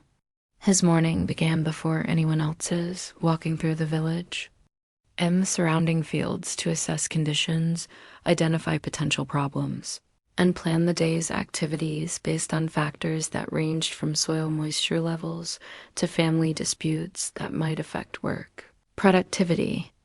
But here's what makes this truly remarkable. He had to do all of this without any of the communication technologies we take for granted. No phones, no radios, no written schedules that could be distributed to everyone involved. Instead, he relied on a sophisticated system of visual signals, verbal messages, and social protocols that had been refined over generations to maximize efficiency while minimizing misunderstandings. The signal systems alone were masterpieces of practical communication. Design. Different colored flags or banners indicated different types of activities or priorities. Drum patterns conveyed specific messages about timing, location, or resource needs. Even the positioning of everyday objects like pottery jars or farming tools could communicate important information to people who understood the local conventions. Children played crucial roles in these communication networks, serving as messengers who carried information between different work groups, different families, and different areas of the village territory. But they weren't just running around randomly delivering messages. They were trained in complex protocols that ensured accurate information transmission while also teaching them the organizational skills they would need as adults. A typical child messenger understood dozens of different message types, knew the priority levels that determined which messages took precedence, and could adapt their delivery methods based on the recipient's current activity and social status. They learned to read situations quickly, determining whether a message should be delivered immediately or waited until a more appropriate moment, whether It required private delivery or could be shared publicly, and whether it might need clarification or additional context. This training wasn't just practical education. It was character development that taught children about responsibility, discretion, and the importance of accurate communication for community well-being. By the time they reached adulthood, they possessed communication skills that made them effective participants in the complex social and economic networks that held Egyptian society together. The daily management of these communication networks reveals another layer of Egyptian organizational sophistication. Information flowed through multiple channels simultaneously, creating redundancy that prevented critical communications from being lost, while also allowing for verification and error correction that maintained accuracy and reliability. Formal channels carried official information from government authorities, religious leaders, and community officials. Informal channels carried personal communications, local news, and the kind of social information that helped people maintain relationships and coordinate their private activities. Emergency channels could override normal communication patterns when urgent situations required immediate community response. But perhaps most impressively, Egyptians developed feedback systems that allowed them to monitor the effectiveness of their communication networks and make adjustments when problems were identified. Village leaders regularly checked to ensure that important information had reached all intended recipients, that instructions were being understood and followed correctly, and that the communication systems were adapting effectively to changing circumstances. The daily maintenance of these systems required constant attention from people throughout the community. Messengers had to maintain their physical fitness and local knowledge. Signal operators had to keep their equipment in good working condition and stay current with evolving protocols. Community leaders had to monitor information flow patterns and identify bottlenecks or failures that might disrupt essential coordination. This systematic approach to communication management extended to every aspect of Egyptian daily life, creating information networks that connected individual families to their local communities to regional centers, and regional centers to the national government and religious institutions that provided overall coordination for the entire civilization. The daily life of a regional message coordinator reveals just how sophisticated these systems had become. His responsibilities included managing multiple communication networks simultaneously, coordinating information flow between different types of organizations, and ensuring that critical information reached appropriate decision makers quickly, enough to be useful for planning and problem solving. His morning routine included checking multiple information sources to identify, developing situations that might require coordinated responses. He reviewed reports from local officials about everything from crop conditions to security concerns, from trade opportunities to resource shortages that might affect regional stability. But he also monitored informal information networks that carried rumors, gossip, and unofficial observations that sometimes provided early warning about problems that hadn't yet reached official attention. Distinguishing between reliable and unreliable informal information required sophisticated analytical skills and deep understanding of local social dynamics and information patterns. Once he had assessed the current information environment, he faced the complex challenge of determining which information needed to be transmitted to which recipients in what format and with what priority level. This wasn't just a matter of following predetermined procedures. It required strategic thinking about how different pieces of information might interact with each other and with ongoing activities in different parts of his region. The actual transmission process involved coordinating multiple messengers, multiple delivery methods, and multiple timing considerations that had to account for travel conditions, recipient availability, and the relative urgency of different communications. A single morning's work might involve sending urgent messages about flood conditions to agricultural communities, routine administrative reports to government officials, and personal communications that maintain the social relationships, essential for effective regional coordination. But beyond these obvious duties, regional coordinators served as information analysts who identified patterns and trends that might not be visible to local officials focused on their immediate responsibilities. They looked for connections between seemingly unrelated events, early indicators of developing problems, and opportunities for coordinated action that could benefit multiple communities simultaneously. This analytical function was crucial for maintaining the stability and prosperity of Egyptian civilization because it allowed problems to be addressed before they became crises and opportunities to be exploited before they disappeared. The daily analytical work of these coordinators contributed to the strategic planning capabilities that allowed Egyptian leaders to manage a complex civilization effectively across centuries of changing conditions. The information processing techniques they used were remarkably sophisticated, involving systematic comparison of current conditions with historical patterns, identification of anomalies that might indicate developing problems, and projection of likely future developments based on current trends and known cause and effect relationships.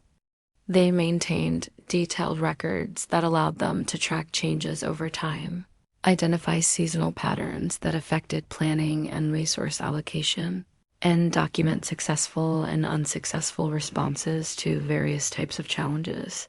These records weren't just administrative paperwork. They were strategic intelligence systems that informed decision-making at every level of Egyptian society.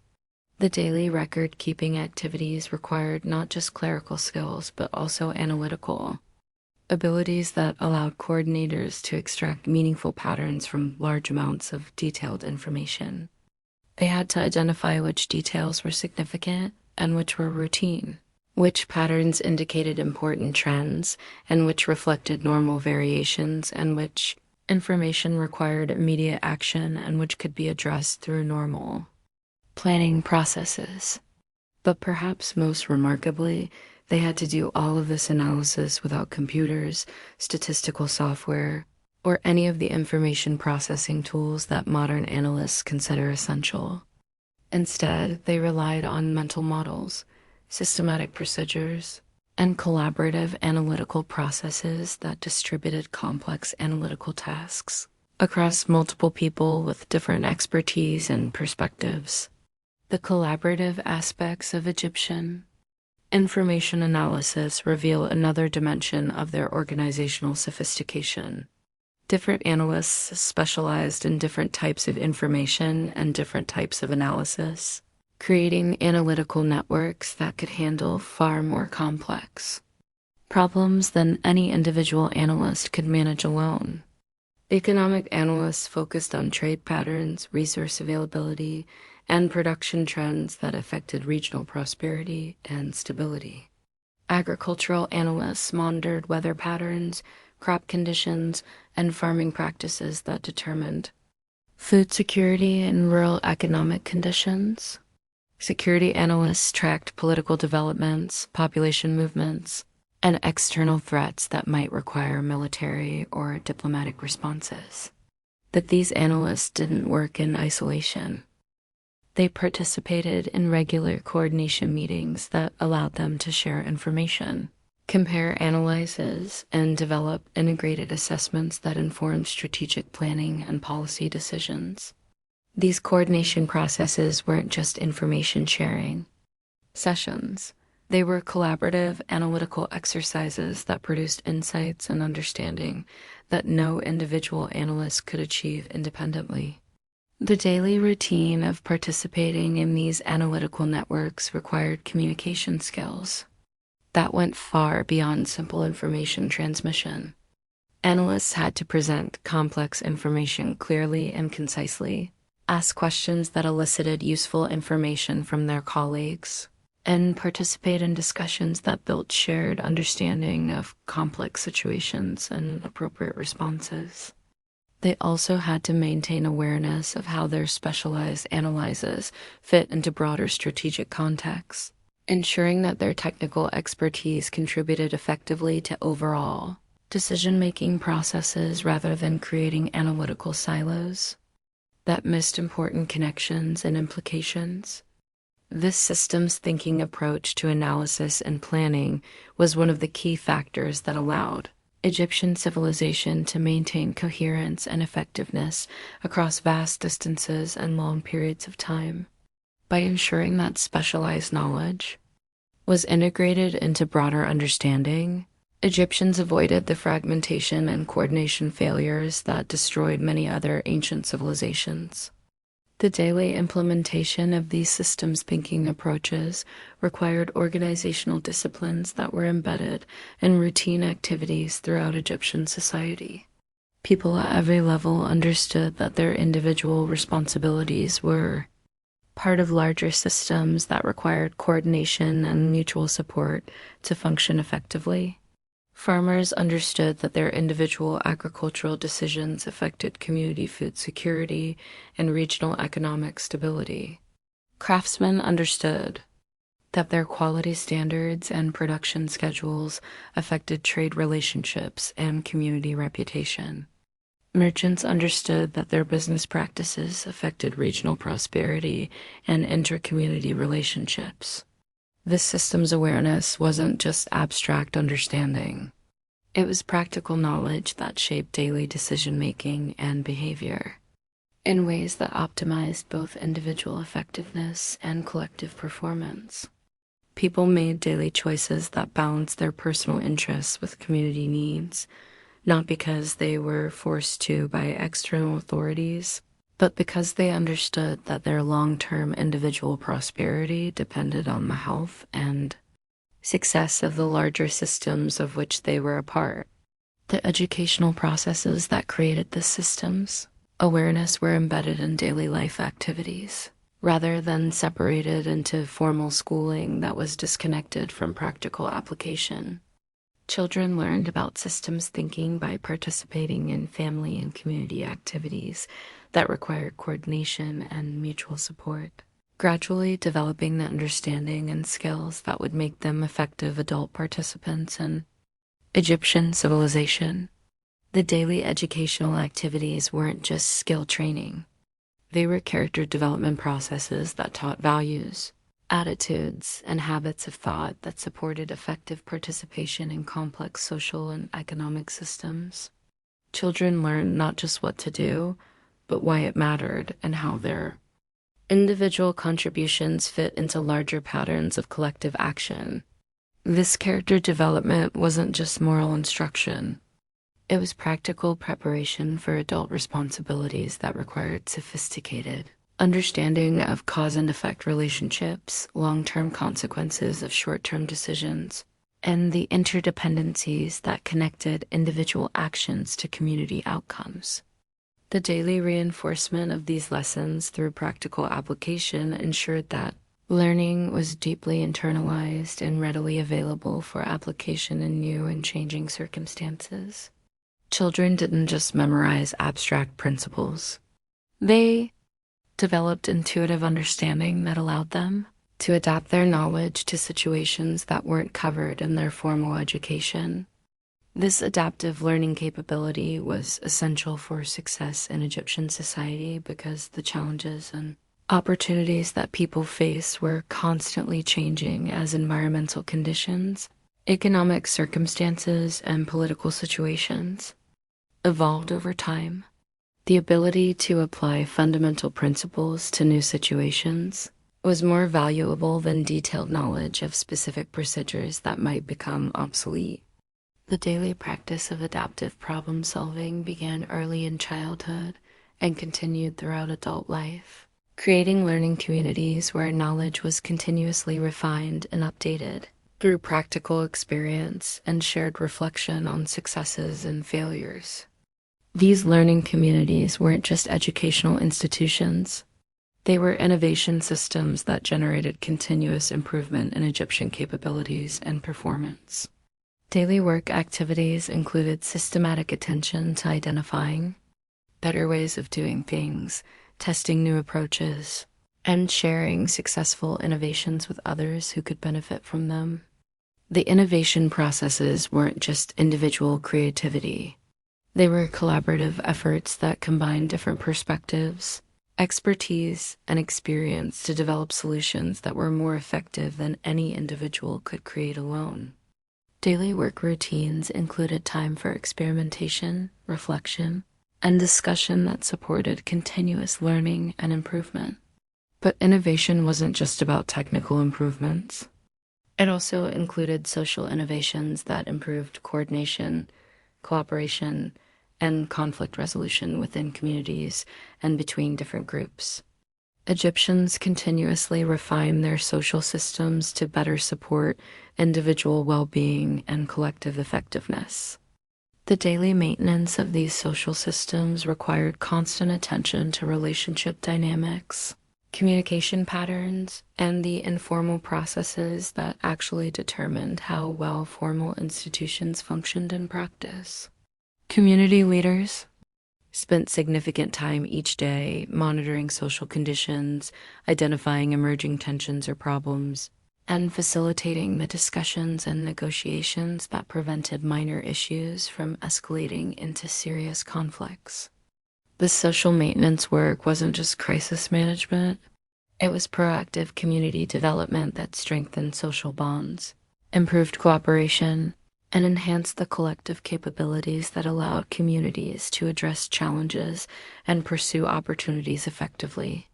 The daily social maintenance activities included everything from mediating disputes between individuals to facilitating discussions about community priorities and resource allocation, but they also included the less obvious work of maintaining the cultural traditions, shared values, and common understandings that provided the foundation for effective cooperation.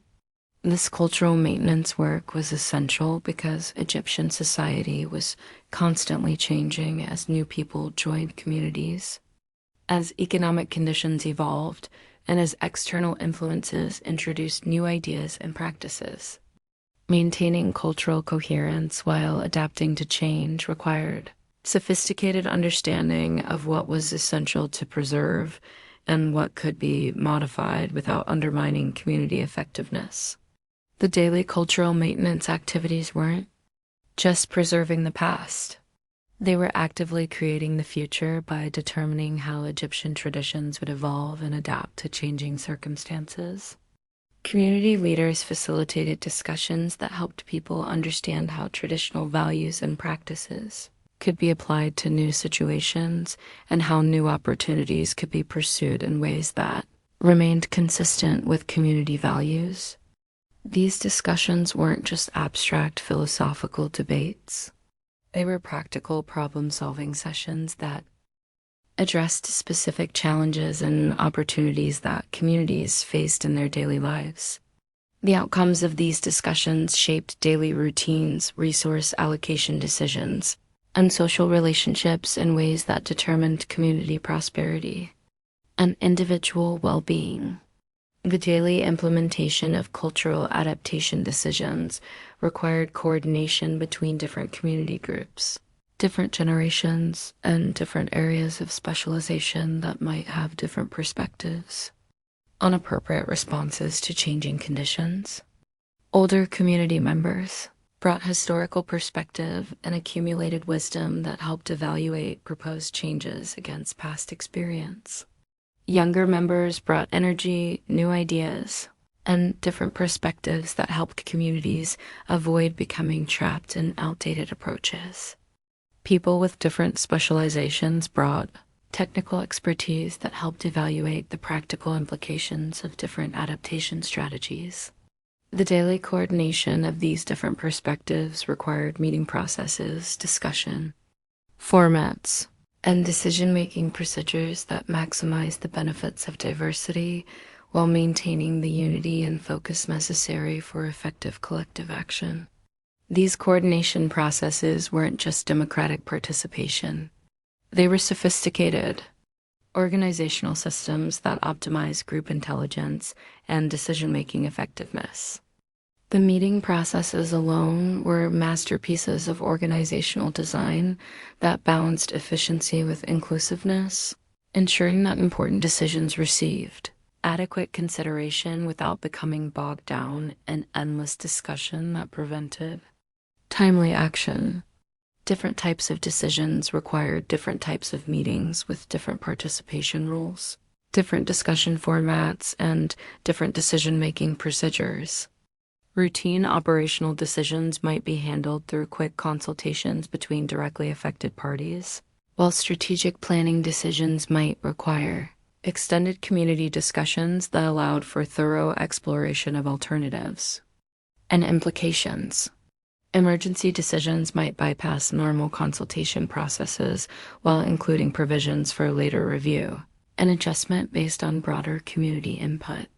The daily management of these different decision-making processes required leadership skills that went far beyond simple authority or charisma.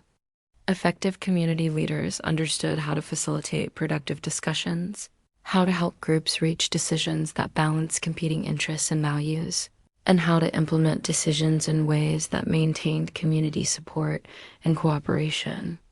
These leadership skills weren't just innate talents. They were learned capabilities that were developed through years of practice and mentoring by experienced leaders.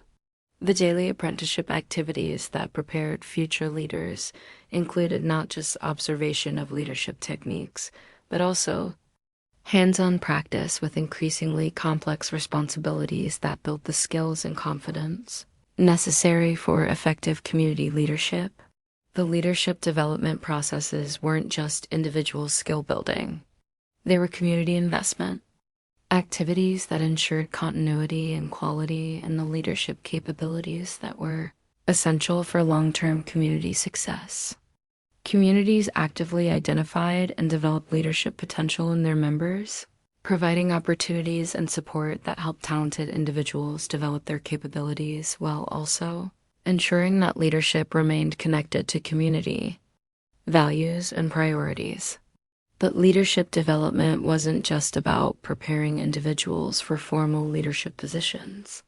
It was also about developing the distributed leadership capabilities that allowed communities to function effectively even when formal leaders were unavailable or when situations required rapid response that couldn't wait for centralized decision-making.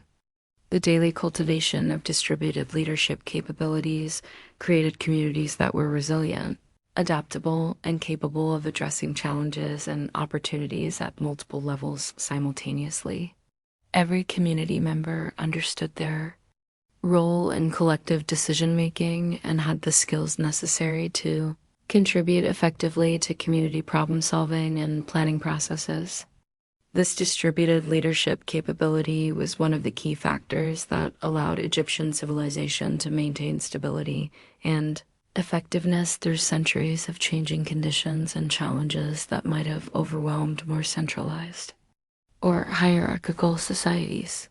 The daily reality of distributed leadership in Egyptian communities reveals just how far ahead of their time these people really were in understanding human organization and motivation. Every morning, as families began their routines, they weren't just following orders from some distant authority figure. Instead, they were making dozens of individual decisions that required them to balance personal needs with community welfare in ways that would challenge modern organizational theorists. Take something as simple as water management in a typical village. The community well wasn't just a shared resource that people used randomly whenever they felt like it. Instead, families had developed sophisticated scheduling systems that ensured everyone had access to clean water, while also maintaining the well's long-term productivity and preventing conflicts that could tear the community apart. The daily water collection routines weren't imposed by some central authority, issuing detailed regulations.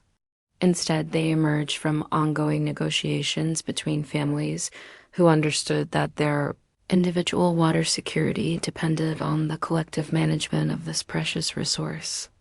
Different families took responsibility for different aspects of well maintenance, from cleaning debris to repairing structural damage to monitoring water quality for signs of contamination. But here's what makes this truly remarkable. These responsibilities weren't assigned based on arbitrary authority relationships. Instead, they reflected each family's particular skills, resources, and circumstances in ways that maximized community benefit while also ensuring that the burden of maintaining shared resources was distributed fairly among all users. The woman who understood stone construction techniques naturally took responsibility for maintaining the well's structural integrity. The family with the strongest young men handled the heavy lifting involved in major repairs. The household with the most flexible schedule took on daily monitoring responsibilities that required regular attention, but didn't demand specialized expertise. This organic division of labor created systems that were both efficient and sustainable because they matched responsibilities with capabilities in ways that people could maintain over long periods without burning out or becoming resentful of unfair treatment. The daily implementation of these systems required constant communication and adjustment, but it was communication that people engaged in willingly because they understood its importance for their collective welfare. The water management example illustrates a pattern that appeared throughout Egyptian daily life. The integration of individual autonomy with collective responsibility in ways that supported both personal fulfillment and community prosperity. People weren't just following orders or pursuing purely selfish interests. Instead, they were participating in complex cooperative systems that required sophisticated understanding of how individual actions affected collective outcomes. This integration of individual and collective interests extended to every aspect of daily economic activity, creating market systems that were far more sophisticated than the simple barter economies that most people associate with ancient civilizations. Egyptian merchants didn't just exchange goods based on immediate supply and demand relationships. Instead, they participated in complex networks that connected local communities to regional, national, and international trade systems. The daily life of a merchant family reveals economic thinking that would impress modern business analysts. Their morning planning sessions didn't just consider what goods they had available for trade. Instead, they analyzed market conditions across multiple communities, evaluated seasonal trends that affected both supply and demand, and developed trading strategies that balanced immediate profit opportunities with long-term relationship building that would support sustained business success. But their economic analysis went far beyond simple profit maximization. They also considered how their trading decisions would affect their local community's economic health, their suppliers' ability to maintain production quality and reliability, and their customers' capacity to continue purchasing their goods over time. This wasn't just enlightened self-interest. It was sophisticated understanding of how economic systems actually function in practice. The record-keeping systems that supported these economic analyses were technological marvels that manage complex information without any of the computational tools we consider essential for business operations. Merchant families maintained detailed records of inventory levels, price fluctuations, customer preferences, supplier reliability, and seasonal patterns using papyrus documents, wooden tablets, and memory systems that could track hundreds of variables simultaneously. The daily maintenance of these record-keeping systems required mathematical skills that went far beyond simple arithmetic. Merchants had to calculate exchange rates between different types of goods, project future supply and demand based on current trends and historical patterns, and manage risk by diversifying their trading activities across different products, different markets, and different time horizons. But perhaps most impressively, they had to do all of this mathematical analysis in their heads or using simple calculating tools without the spreadsheets, databases, and analytical software that modern businesses depend on for far simpler calculations. The mental mathematical capabilities that Egyptian merchants developed through daily practice would astonish modern business people. The trading negotiations themselves reveal another dimension of Egyptian sophistication in managing complex human relationships for mutual benefit. These weren't simple haggling sessions where each party tried to extract maximum advantage from the other. Instead, they were collaborative problem-solving processes, where traders worked together to find arrangements that provided adequate benefit for all parties, while also supporting the long-term relationships that made ongoing business possible. The negotiation processes required cultural sensitivity that went far beyond basic politeness. Merchants dealing with traders from different regions had to understand local customs, social hierarchies, religious practices, and economic traditions that affected how business relationships were established and maintained. A merchant who violated cultural norms in one community might find himself excluded from trading opportunities throughout an entire region. But cultural sensitivity wasn't just about avoiding offense. It was also about identifying opportunities for mutually beneficial arrangements that might not be obvious to outsiders who didn't understand local conditions and needs. A merchant who understood that a particular community had seasonal labor shortages might arrange trades that provided workers during critical periods in exchange for goods that were abundant locally but scarce in his home community. These complex trading arrangements required legal and social frameworks that could enforce agreements across long distances and extended time periods. Egyptian merchants developed contract systems that specified not just the basic terms of exchanges, but also contingency provisions that addressed what would happen if various problems or opportunities arose during the execution of trading agreements. The daily management of these contractual relationships required legal knowledge that went far beyond simple rule following. Merchants had to understand how different legal traditions operated in different communities, how to structure agreements that would be enforceable across jurisdictional boundaries, and how to resolve disputes in ways that preserved business relationships while also protecting their legitimate interests. But the legal frameworks were just one component of broader social systems that supported complex economic relationships. Egyptian trading networks were held together by reputation, systems that tracked the reliability, honesty, and competence of individual traders across multiple communities and extended time periods. The daily maintenance of trading reputations required consistent performance that met or exceeded expectations, honest communication about problems and limitations, and fair treatment of trading partners, even when circumstances might allow for taking advantage of others' difficulties or misunderstandings. A merchant's reputation was literally his most valuable asset because it determined his access to trading opportunities, credit arrangements, and the collaborative relationships that made complex business ventures possible. The reputation systems weren't just informal gossip networks. They were sophisticated information management systems that collected, verified, and transmitted reliable information about trader performance across vast networks of business relationships.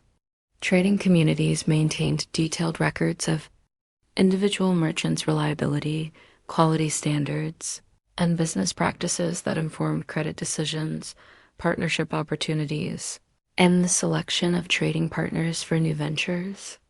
These reputation systems created powerful incentives for honest and competent business practices because merchants who developed reputations for unreliability or dishonesty found themselves excluded from the most profitable trading opportunities.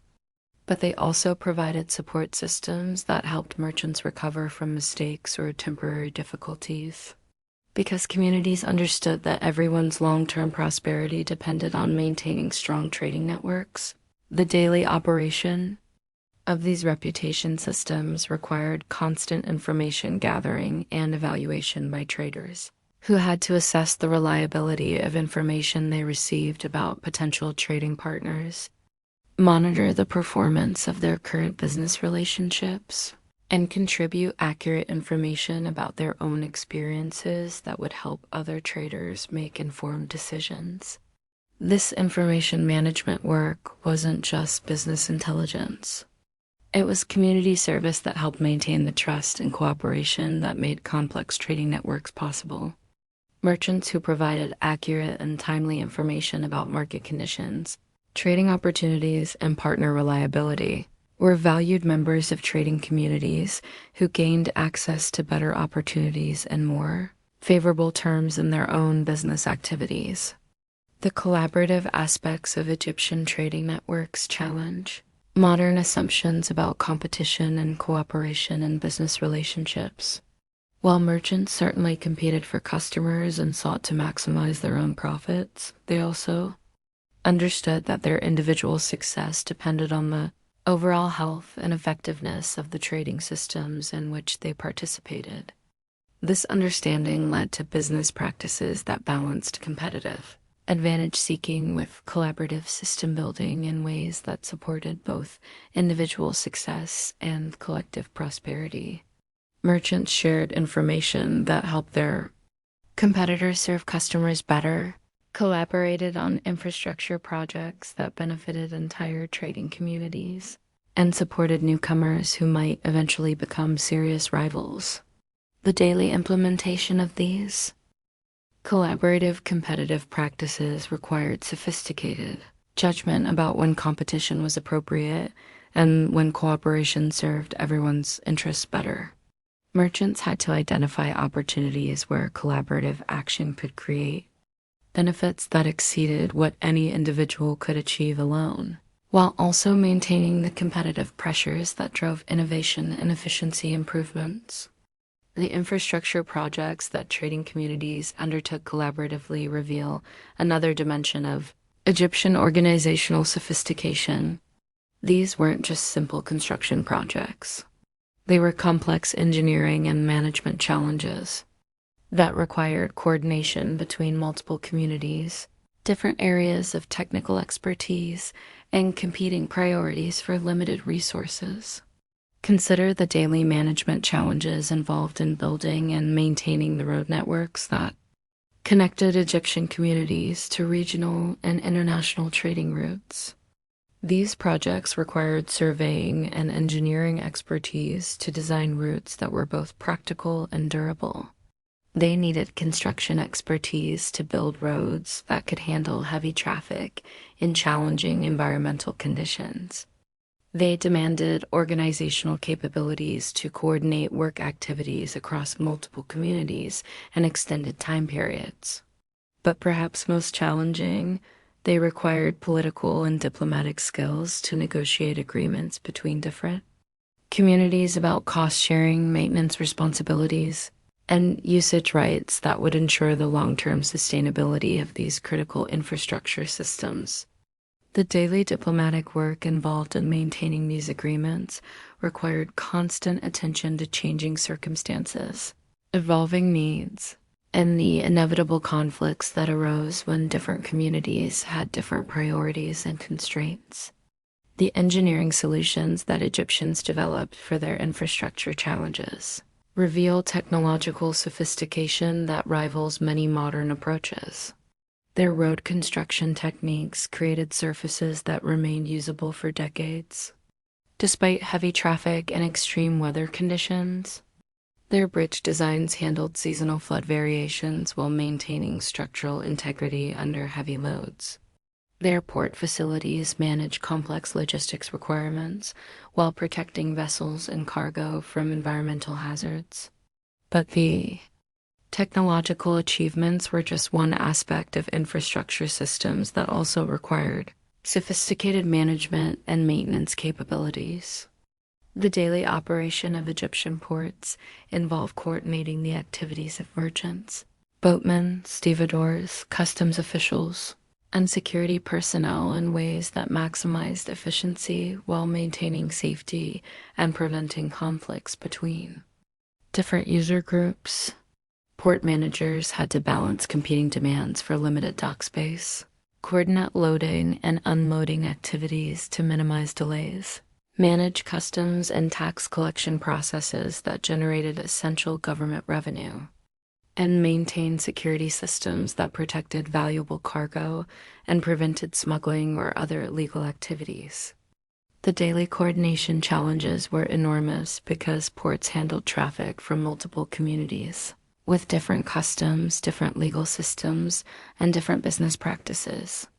Port managers served as cultural translators who helped different groups understand each other's requirements and find mutually acceptable arrangements for sharing port facilities and services. But ports were just one component of transportation systems that included river navigation, overland routes, and the complex logistics networks that moved goods efficiently across vast distances. The daily management of these transportation systems required coordination between different types of transport specialists, different communities along transportation routes, and different government authorities responsible for maintaining security and collecting taxes. River navigation alone presented daily challenges that required extraordinary skill and knowledge. Boat captains had to understand seasonal variations in water levels, current patterns, and navigation hazards that changed constantly based on weather conditions, flood patterns, and human activities along the riverbanks. They needed detailed knowledge of docking facilities, customs requirements, and local regulations in dozens of communities along their routes. The daily navigation decisions required real-time assessment of multiple risk factors, from weather conditions that might affect travel safety to political situations that might affect port access or customs procedures. Boat captains served as mobile intelligence gatherers who collected and transmitted information about conditions throughout their travel networks, contributing to the information systems that helped other travelers and traders make informed decisions about their own activities. The cargo management responsibilities were equally complex because different types of goods required different handling, storage, and transportation techniques. Fragile items needed protection from vibration and impact. Perishable goods required temperature and humidity control. Valuable items needed security measures that prevented theft, while also allowing for necessary inspections and transfers. But cargo management wasn't just about protecting goods during transport. It was also about coordinating complex logistics that ensured goods arrived at their destinations at the right time to meet customer needs and market conditions. This required understanding of production schedules, seasonal demand patterns, and the lead times necessary for different types of transportation and handling processes. The daily logistics coordination work required communication systems that could track cargo movements, coordinate transfers between different transportation modes, and provide advance notice to customers and trading partners about expected arrival times and any delays or problems that might affect delivery schedules. These communication challenges were particularly complex because they had to function across multiple communities with different languages, different communication systems, and different technical capabilities for receiving and transmitting messages. Transportation managers served as nodes and communication networks that connected producers, traders, and customers across vast distances and diverse cultural contexts. The cultural bridging work that transportation systems provided was just as important as their economic functions because they facilitated the exchange of ideas, technologies, and cultural practices that enriched Egyptian civilization and connected it to broader networks of human knowledge and innovation. Travelers weren't just moving goods. They were also carrying information, techniques, and perspectives that contributed to continuous learning and adaptation throughout Egyptian society. The daily cultural exchange activities that occurred at transportation hubs created learning environments where people from different communities could observe different approaches to common challenges, share their own innovations and discoveries, and collaborate on solving problems that affected multiple communities. These informal learning networks were essential components of the innovation systems that kept Egyptian civilization adaptable and progressive. But cultural exchange wasn't just an accidental byproduct of economic activity. It was deliberately cultivated through social institutions that encouraged interaction, learning, and collaboration between people from different backgrounds and communities. Egyptian communities developed hospitality traditions, cultural events, and meeting formats that maximized opportunities for productive cultural exchange while also maintaining social harmony and preventing conflicts between different groups. The daily management of these cultural institutions required social skills that went far beyond simple politeness or conflict avoidance. Community leaders had to understand how to facilitate productive interactions between people with different customs, values, and communication styles. They needed techniques for helping people find common ground while also respecting and celebrating differences that enriched community life. The festival systems that brought together people from multiple communities reveal another dimension of Egyptian sophistication in managing complex social and cultural dynamics. These weren't just parties or religious observances. They were carefully orchestrated events that served multiple functions simultaneously, from economic coordination to conflict resolution to cultural transmission and innovation. The daily preparation activities for major festivals required months of advanced planning that coordinated the efforts of multiple communities, different areas of specialization, and competing demands for limited resources. Festival organizers had to manage everything from food production and transportation to entertainment programming and security arrangements, all while ensuring that the events served their intended cultural and social functions. But festival organization wasn't just logistical management, it was also cultural curation that determined which traditions would be preserved and celebrated, which innovations would be introduced and tested, and which values and practices would be reinforced or modified through community participation and shared cultural experiences. The daily cultural curation work required deep understanding of community values and aspirations, sensitivity to changing social conditions and needs, and creativity in developing cultural expressions that remained connected to traditional foundations, while also addressing contemporary challenges and opportunities. Festival programming had to balance entertainment with education, tradition with innovation, and local identity with broader cultural connections. Successful festivals created experiences that people enjoyed and remembered, while also transmitting important cultural knowledge and strengthening social bonds that supported community cooperation and resilience. The educational functions of festivals reveal another aspect of Egyptian sophistication in managing knowledge transmission and cultural continuity. These events weren't just opportunities for people to have fun.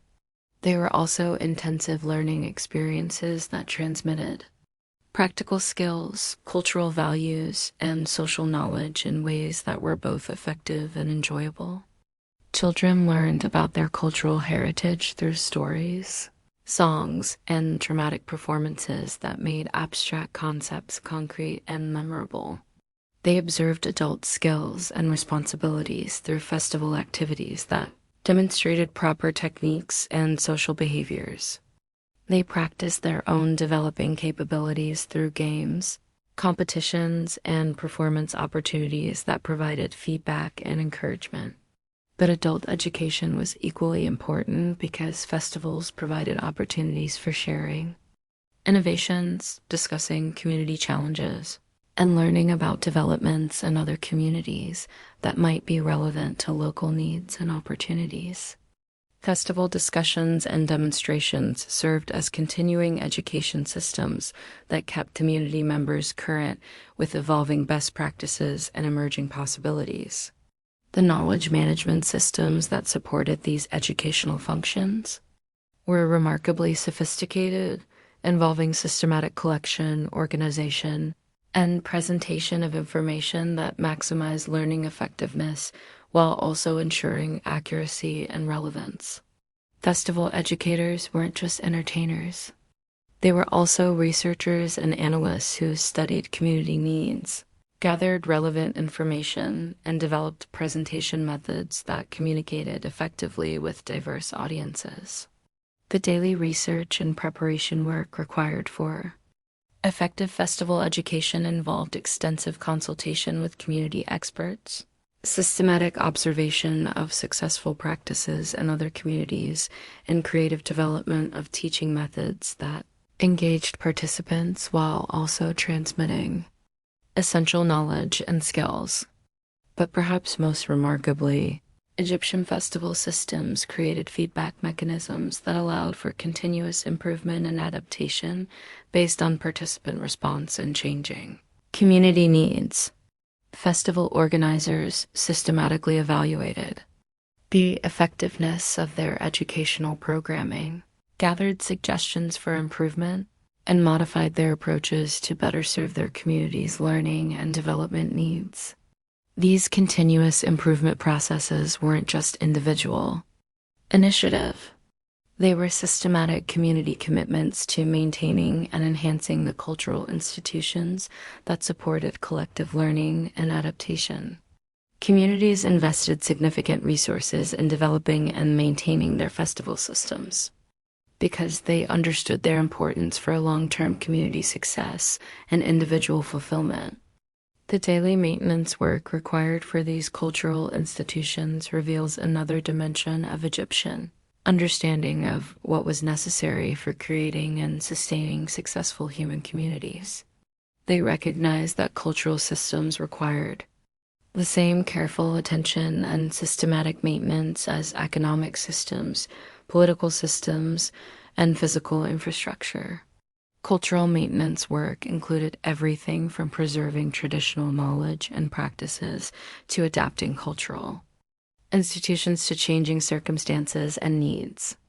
Community leaders spent significant time each day monitoring the health and effectiveness of cultural systems, identifying emerging challenges or opportunities, and coordinating responses that maintained cultural vitality while also supporting community adaptation and growth. This cultural maintenance work wasn't just preserving the past. It was actively creating the future by determining how Egyptian traditions and values would evolve to address new challenges and opportunities, while maintaining their essential character and effectiveness. As we continue to explore the incredible complexity and sophistication of ancient Egyptian daily life, we begin to understand that these weren't just people who happened to live a long time ago. They were sophisticated human beings who had developed solutions to fundamental challenges of human organization, cooperation, and cultural development that remain relevant and impressive even by modern standards. Their daily routines reveal people who understood that creating successful communities required constant attention to multiple interconnected systems that had to be maintained, adapted, and improved on an ongoing basis. They developed organizational capabilities, cultural institutions, and social practices that supported both individual fulfillment and collective prosperity in ways that modern societies are still trying to achieve. But to fully appreciate their achievements, we need to continue our exploration of how these remarkable people managed the countless details and challenges that filled their daily lives, creating and maintaining one of history's most successful and enduring civilizations through a sophisticated understanding of what humans need to thrive individually and collectively. The religious dimensions of daily Egyptian life reveal layers of spiritual sophistication that would challenge anyone who thinks ancient peoples had simple, superstitious beliefs. Every morning, as families began their routines, they weren't just going through mechanical motions to survive another day. Instead, they were participating in a complex spiritual ecosystem that integrated religious observance with practical activities in ways that provided both psychological support and community cohesion. Consider the morning offerings that began each day in Egyptian households. These weren't just quick prayers, mumbled before rushing off to work. Instead, they were carefully structured rituals that required specific preparations, proper timing, and genuine spiritual engagement that connected individuals to the cosmic forces they believed governed everything, from personal health to agricultural success. The preparation of morning offerings required knowledge that went far beyond simple memorization of religious formulas. Family members had to understand which offerings were appropriate for different occasions, which deities should be honored for different types of requests or gratitude, and how to perform rituals in ways that demonstrated proper respect and achieved desired spiritual outcomes. But here's what makes Egyptian religious practice truly remarkable. It wasn't separated from daily practical activities. Instead, religious observances were integrated into work routines, family responsibilities, and community interactions in ways that made spiritual practice a constant element of daily life, rather than something confined to special occasions or designated sacred spaces. A farmer beginning his day in the fields didn't just grab his tools and start working. Instead, he began with offerings and prayers that asked for divine protection from accidents, favorable weather conditions, and successful crop growth. But his prayers weren't just wishful thinking. They were accompanied by practical preparations that demonstrated his commitment to doing his part to achieve the outcomes he was requesting from the gods. The tools themselves were often blessed or consecrated through rituals that connected their practical functions to spiritual purposes. A hoe wasn't just a piece of metal for breaking ground. It was a sacred implement that participated in the divine process of bringing forth life from the earth. This spiritual understanding of tools and work processes created attitudes toward daily labor that modern people might find difficult to comprehend. Work wasn't just something you did to earn money or survive. It was a form of worship that connected human activities to cosmic purposes and divine will. This understanding created work ethics and quality standards that went far beyond what economic incentives alone can motivate, because people believed their daily labor contributed to maintaining the harmony and order that kept the universe functioning properly.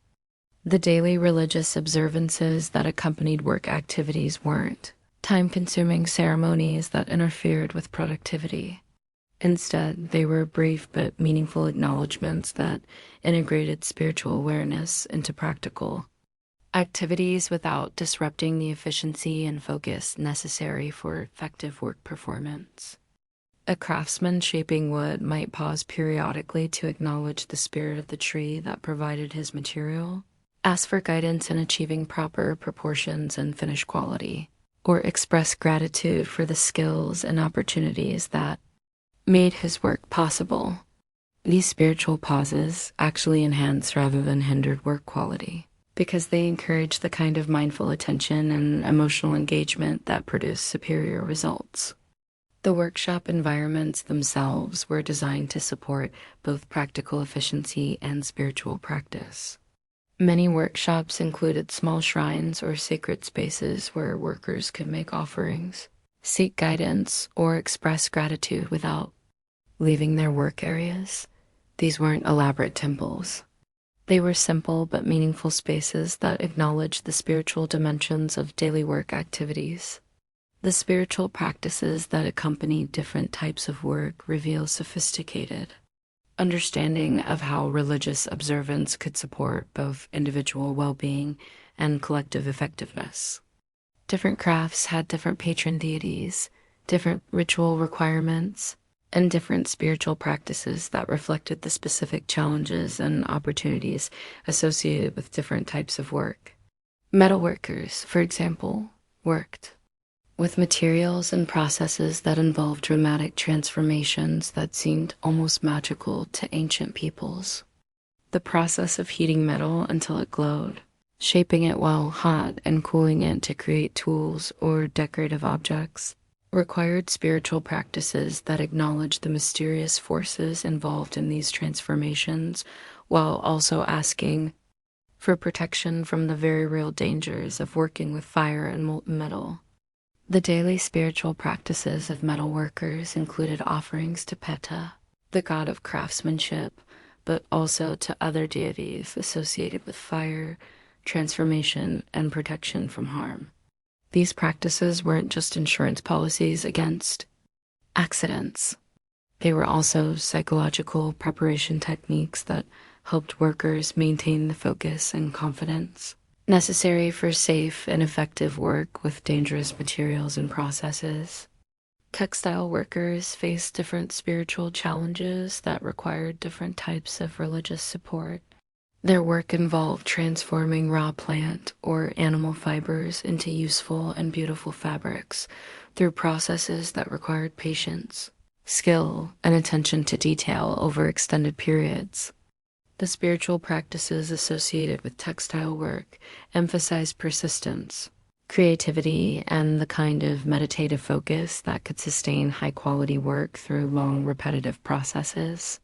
The daily religious observances of textile workers included prayers for steady hands, clear vision, and the creative inspiration necessary for developing beautiful and functional fabric designs. But they also included gratitude practices that acknowledged the plants and animals that provided their raw materials and requests for blessings on the people who would eventually use the fabrics they were creating.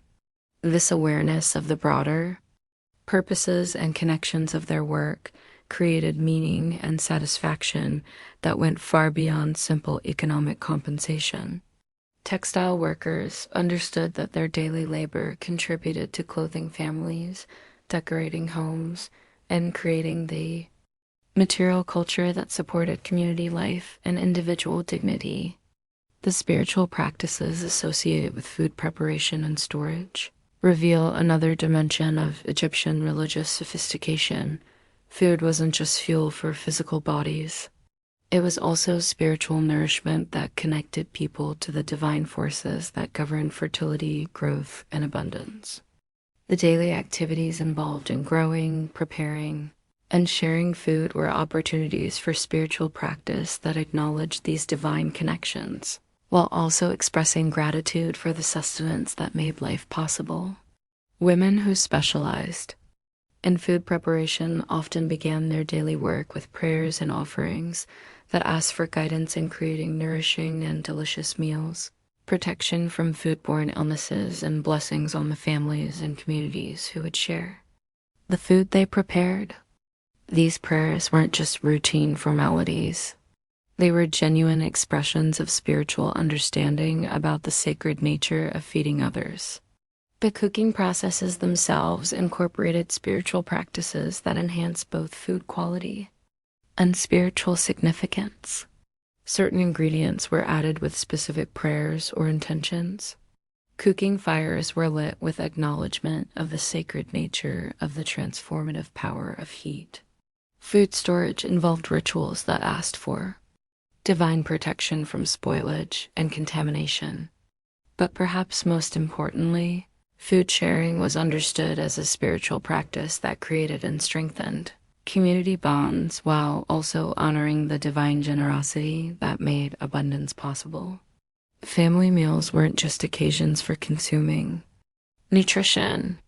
They were spiritual celebrations that acknowledged the many sources of blessing that made shared abundance possible. The daily religious practices associated with child rearing reveal Egyptian understanding of the spiritual dimensions of family life and community development. Children weren't just economic assets or sources of emotional satisfaction. They were Also spiritual beings whose proper development required religious guidance and divine protection that complemented parental care and community support. The daily spiritual practices of parents included prayers for their children's health, safety, and proper development, but also for wisdom and providing appropriate guidance and discipline. Parenting was understood as a spiritual responsibility that required divine support and guidance because raising children properly affected not just individual families, but also the future well-being of entire communities. Children themselves participated in daily religious practices that were appropriate for their developmental stages and gradually prepared them for the adult spiritual responsibilities they would eventually assume.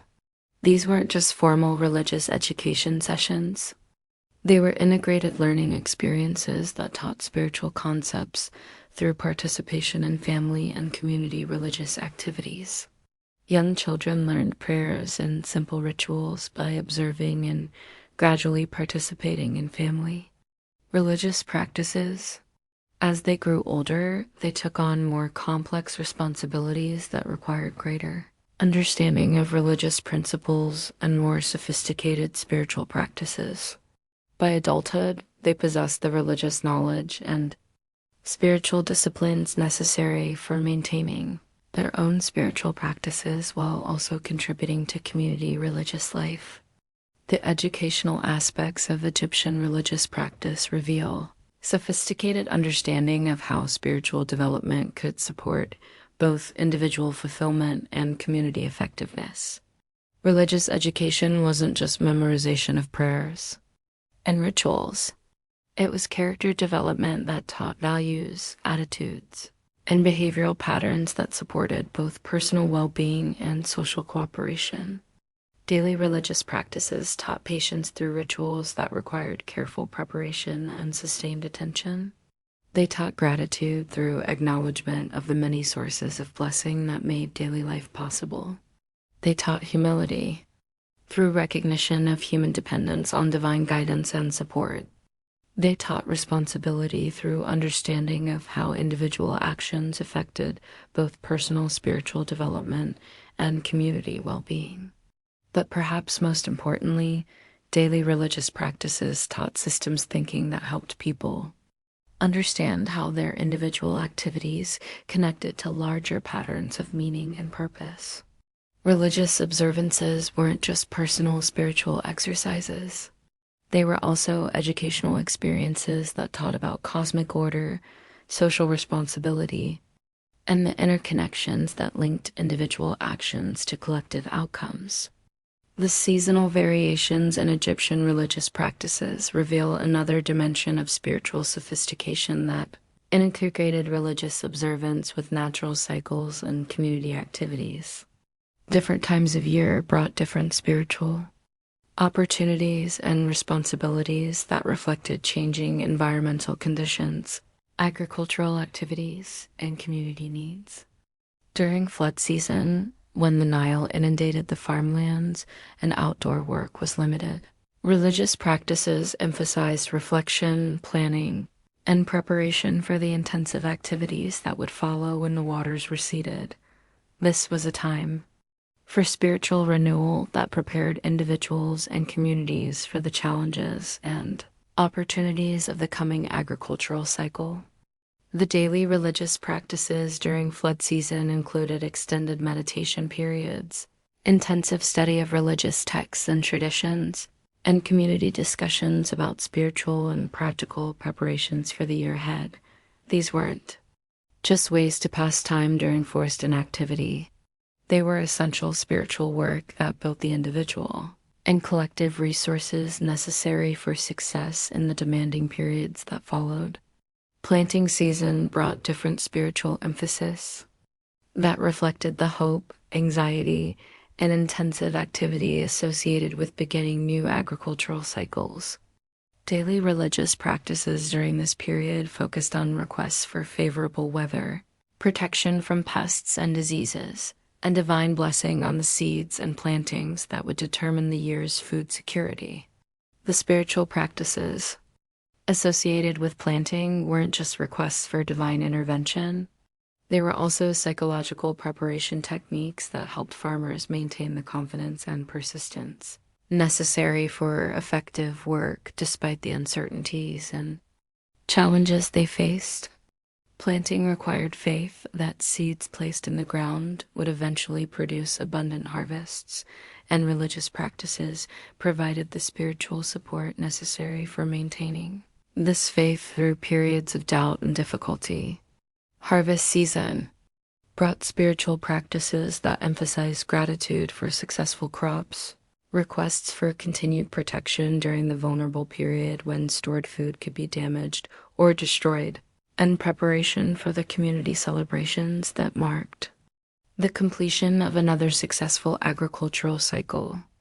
The daily spiritual practices during harvest season included thanksgiving offerings that acknowledged divine generosity, prayers for wisdom in managing and distributing the harvest fairly, and requests for continued blessing on the community. Relationships that made successful agriculture possible. These practices weren't just expressions of individual gratitude.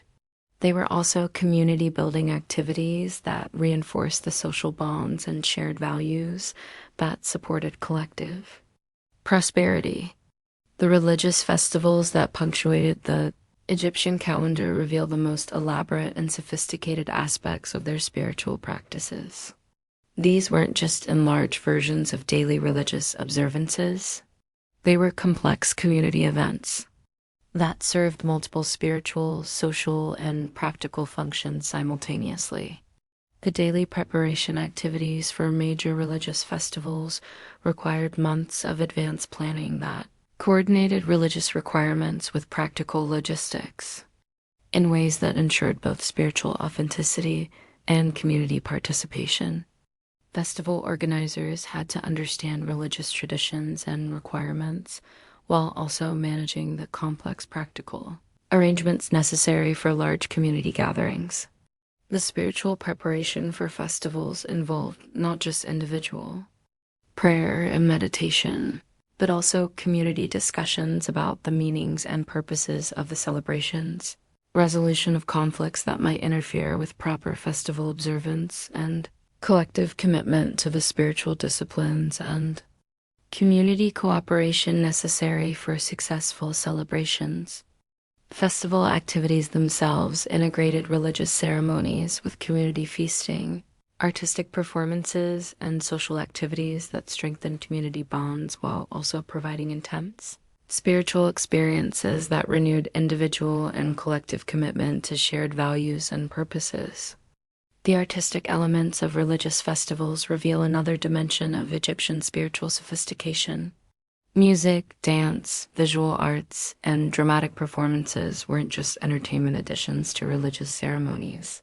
They were integral components of spiritual practices that engaged multiple senses and emotional capacities in ways that created profound religious experiences. The daily preparation of festival artistic elements required collaboration between religious authorities who understood spiritual requirements and artists who possessed the technical skills necessary for creating effective performances.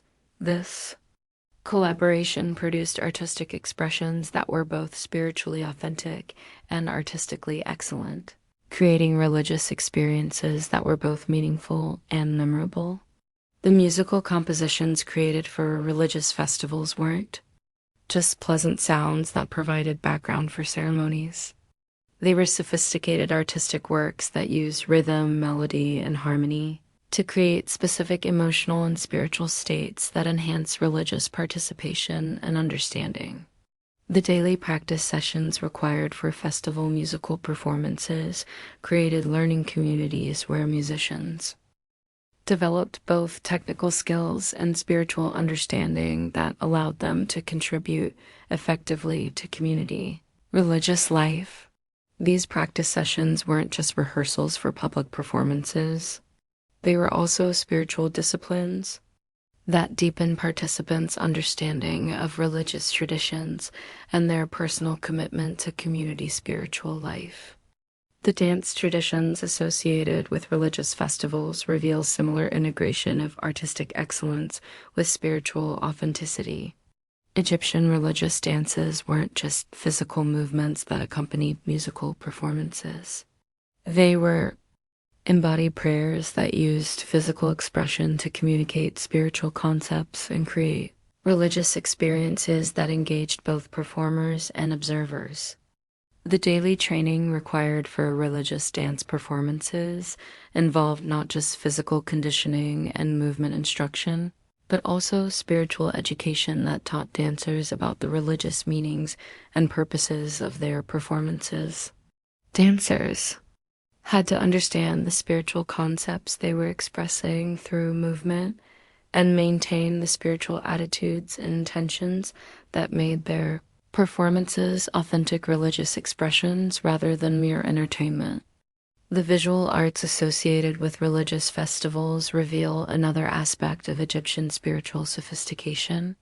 Paintings, sculptures, decorative objects, and architectural elements weren't just beautiful additions to religious spaces. They were spiritual technologies that used visual imagery to communicate religious concepts, create sacred atmospheres, and support spiritual practices. The daily work of creating religious art required artists who combined technical excellence with spiritual understanding in ways that produced works that were both artistically impressive and spiritually effective. Religious artists weren't just skilled craftsmen. They were also spiritual practitioners whose artistic work was itself a form of religious practice that contributed to community spiritual life. The creation process for religious artworks involved spiritual practices that blessed the materials, consecrated the tools, and maintained spiritual awareness throughout the production process. Artists understood that their work would be used for religious purposes and took responsibility for ensuring that their creation supported, rather than hindered, authentic spiritual experience. But perhaps most remarkably, Egyptian religious art wasn't just created by specialists for passive consumption by community members. Instead, community members often participated in creating religious artworks, learning artistic skills while also deepening their spiritual understanding and commitment. The daily community art-making activities associated with religious festivals created learning environments where people of all skill levels could contribute to community spiritual life, while also developing their own artistic capabilities and spiritual understanding. These activities weren't just craft projects. They were spiritual practices that strengthened both individual development and community bonds. The religious education systems that supported these complex spiritual practices reveal Egyptian understanding of how spiritual knowledge and practices could be transmitted effectively across generations and social groups. Religious education wasn't just formal instruction provided by specialized religious authorities. It was integrative learning that occurred through participation in daily religious practices and community spiritual activities. Children learned religious concepts and practices through observation and gradual participation in family and community. Spiritual activities. They didn't just memorize prayers and rituals. They developed an understanding of spiritual principles through practical application in daily life situations that made abstract concepts concrete and personally meaningful. Adult religious education continued throughout life through ongoing participation in community spiritual activities, personal study and reflection, and mentoring relationships with more experienced spiritual practitioners. Religious learning wasn't just preparation for adult responsibilities. It was lifelong development that deepened understanding and strengthened spiritual practices over time. The daily religious education activities included not just formal instruction sessions, but also informal discussions, personal consultations, and collaborative study projects that allowed people to explore spiritual questions and develop understanding at their own pace and according to their particular interests and needs. The spiritual counseling and guidance systems that supported individual religious development reveal another dimension of Egyptian religious sophistication. Community religious leaders weren't just ceremonial figures who performed public rituals. They were also spiritual advisors who provided personal guidance and support for community members facing spiritual challenges or seeking deeper understanding. The daily spiritual counseling activities included individual consultations about personal spiritual questions, guidance for people facing difficult life decisions, and support for individuals experiencing spiritual crises or challenges. These counseling services weren't just emotional support. They were also educational opportunities that helped people develop a better understanding of spiritual principles and more effective spiritual practices. The spiritual guidance provided wasn't just abstract advice. It included practical instruction in spiritual disciplines, personalized recommendations for spiritual practices that addressed individual needs and circumstances, and ongoing support for people working to develop stronger spiritual lives. But perhaps most importantly, Egyptian spiritual counseling emphasized empowerment rather than dependence, teaching people to develop their own spiritual understanding and practices rather than relying entirely on external religious authorities for spiritual guidance and support. The integration of Egyptian religious practices with daily practical activities created spiritual lives that were both deeply meaningful and thoroughly practical. Religious observance wasn't something that interfered with daily responsibilities. It was something that enhanced and supported the effective performance of daily activities while also providing the spiritual nourishment and community connection that made daily life fulfilling and meaningful. This integration of spiritual and practical life created individuals who were both spiritually developed and practically competent, communities that were both religiously observant and economically productive, and a civilization that was both spiritually sophisticated and materially successful. The daily reality of Egyptian spiritual life reveals people who understood that human beings need more than just material security and physical comfort to thrive. They developed religious practices and spiritual communities that provided meaning, purpose, and transcendent connection while also supporting the practical activities and social relationships that made successful daily life possible. Their approach to integrating spiritual and practical life offers insights that remain relevant for modern people seeking to create lives that are both materially successful and spiritually fulfilling, both individually satisfying and socially beneficial. As we continue to explore the remarkable sophistication of ancient Egyptian daily life, we see that their spiritual practices weren't just add-ons to practical activities. They were integral components of comprehensive life systems that supported human flourishing at multiple levels simultaneously. The healthcare systems that supported Egyptian daily life reveal another dimension of their sophisticated understanding of human needs and effective community organization. Egyptian approaches to health and healing integrated physical treatments with spiritual practices and social support in ways that address the multiple factors that affected individual and community well-being. Daily healthcare activities weren't just responses to illness and injury. They were proactive practices that maintained health and prevented problems through an understanding of how diet, exercise, environment, and lifestyle affected physical and mental well-being. Egyptian families didn't just wait for health problems to develop. They engaged in daily practices that supported optimal health and identified potential problems before they became serious. The morning health routines that began each day included physical exercises that maintained strength and flexibility, dietary practices that provided balanced nutrition, and environmental modifications that protected against health hazards. But they also included spiritual practices that supported mental and emotional well-being and social activities that provided the community support that was essential for comprehensive health maintenance. Egyptian understanding of the connections between physical, mental, emotional, and spiritual health was remarkably sophisticated, reflecting holistic approaches to human well-being that modern medicine is only beginning to rediscover. They understood that effective health care required attention to all dimensions of human experience, rather than just treating isolated symptoms or conditions.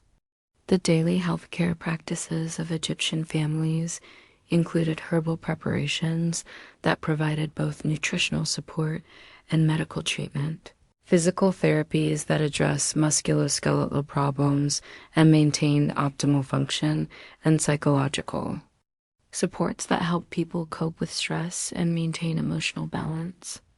Women often specialized in healthcare knowledge and practices, maintaining herb gardens that provided medicinal plants, preparing therapeutic preparations that addressed common health problems, and providing healthcare services that supported family and community health. Their daily healthcare activities weren't just treating illness. They were maintaining comprehensive health systems that supported optimal well-being for everyone in their communities. The healthcare knowledge that women maintained and transmitted wasn't just folk wisdom passed down through generations. It was sophisticated understanding of human physiology, plant pharmacology, and therapeutic techniques that had been refined through centuries of careful observation and systematic experimentation. The daily healthcare activities included monitoring family and community members for early signs of health problems, preparing and administering therapeutic treatments, and providing the supportive care that helped people recover from illness and injury while maintaining their social connections and community roles. But Egyptian healthcare wasn't just an individual family responsibility. It was also a community activity that involved shared knowledge, collaborative treatment approaches, and collective support for people experiencing serious health challenges. Communities maintained healthcare resources and expertise that supplemented family capabilities while also ensuring that everyone had access to the care they needed regardless of their individual circumstances. The daily community healthcare activities included sharing medicinal plants and therapeutic knowledge, providing collaborative care for people with serious health problems, and maintaining community health practices that prevented the spread of infectious diseases and addressed environmental health hazards. The healthcare practitioners who served Egyptian communities weren't just individual healers working in isolation. They were members of professional networks that shared knowledge, collaborated on difficult cases, and maintained standards of practice that ensured effective and safe healthcare delivery.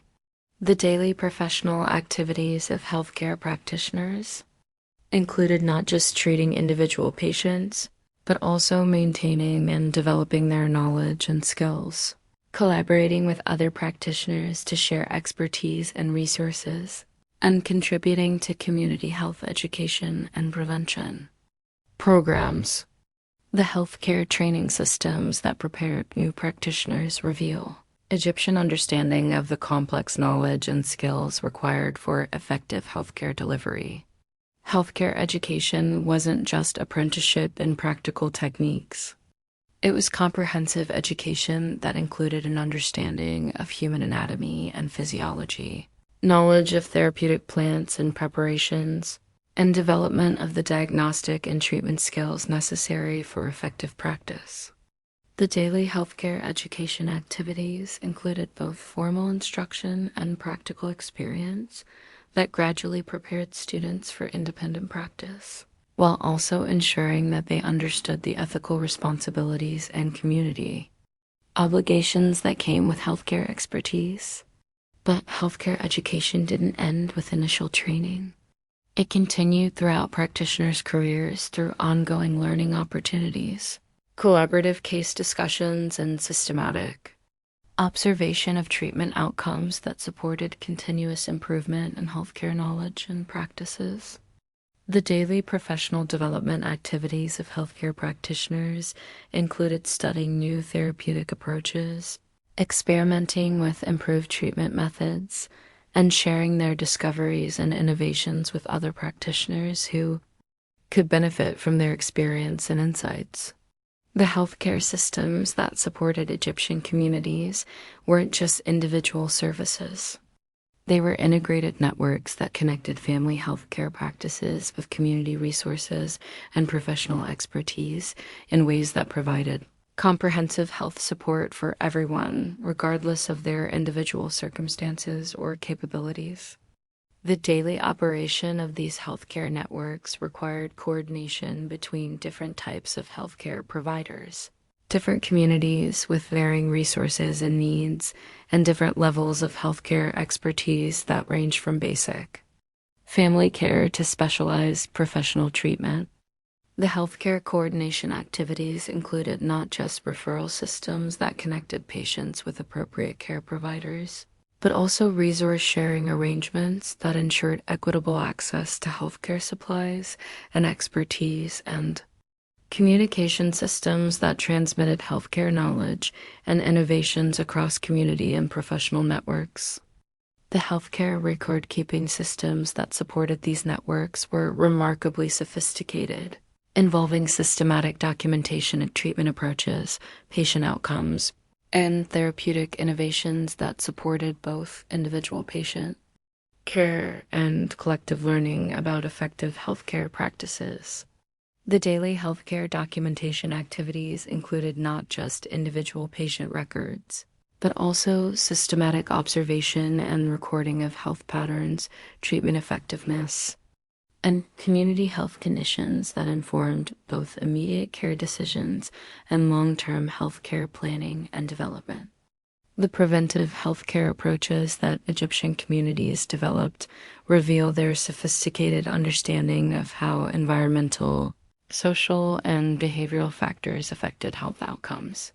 They didn't just treat health problems after they occurred.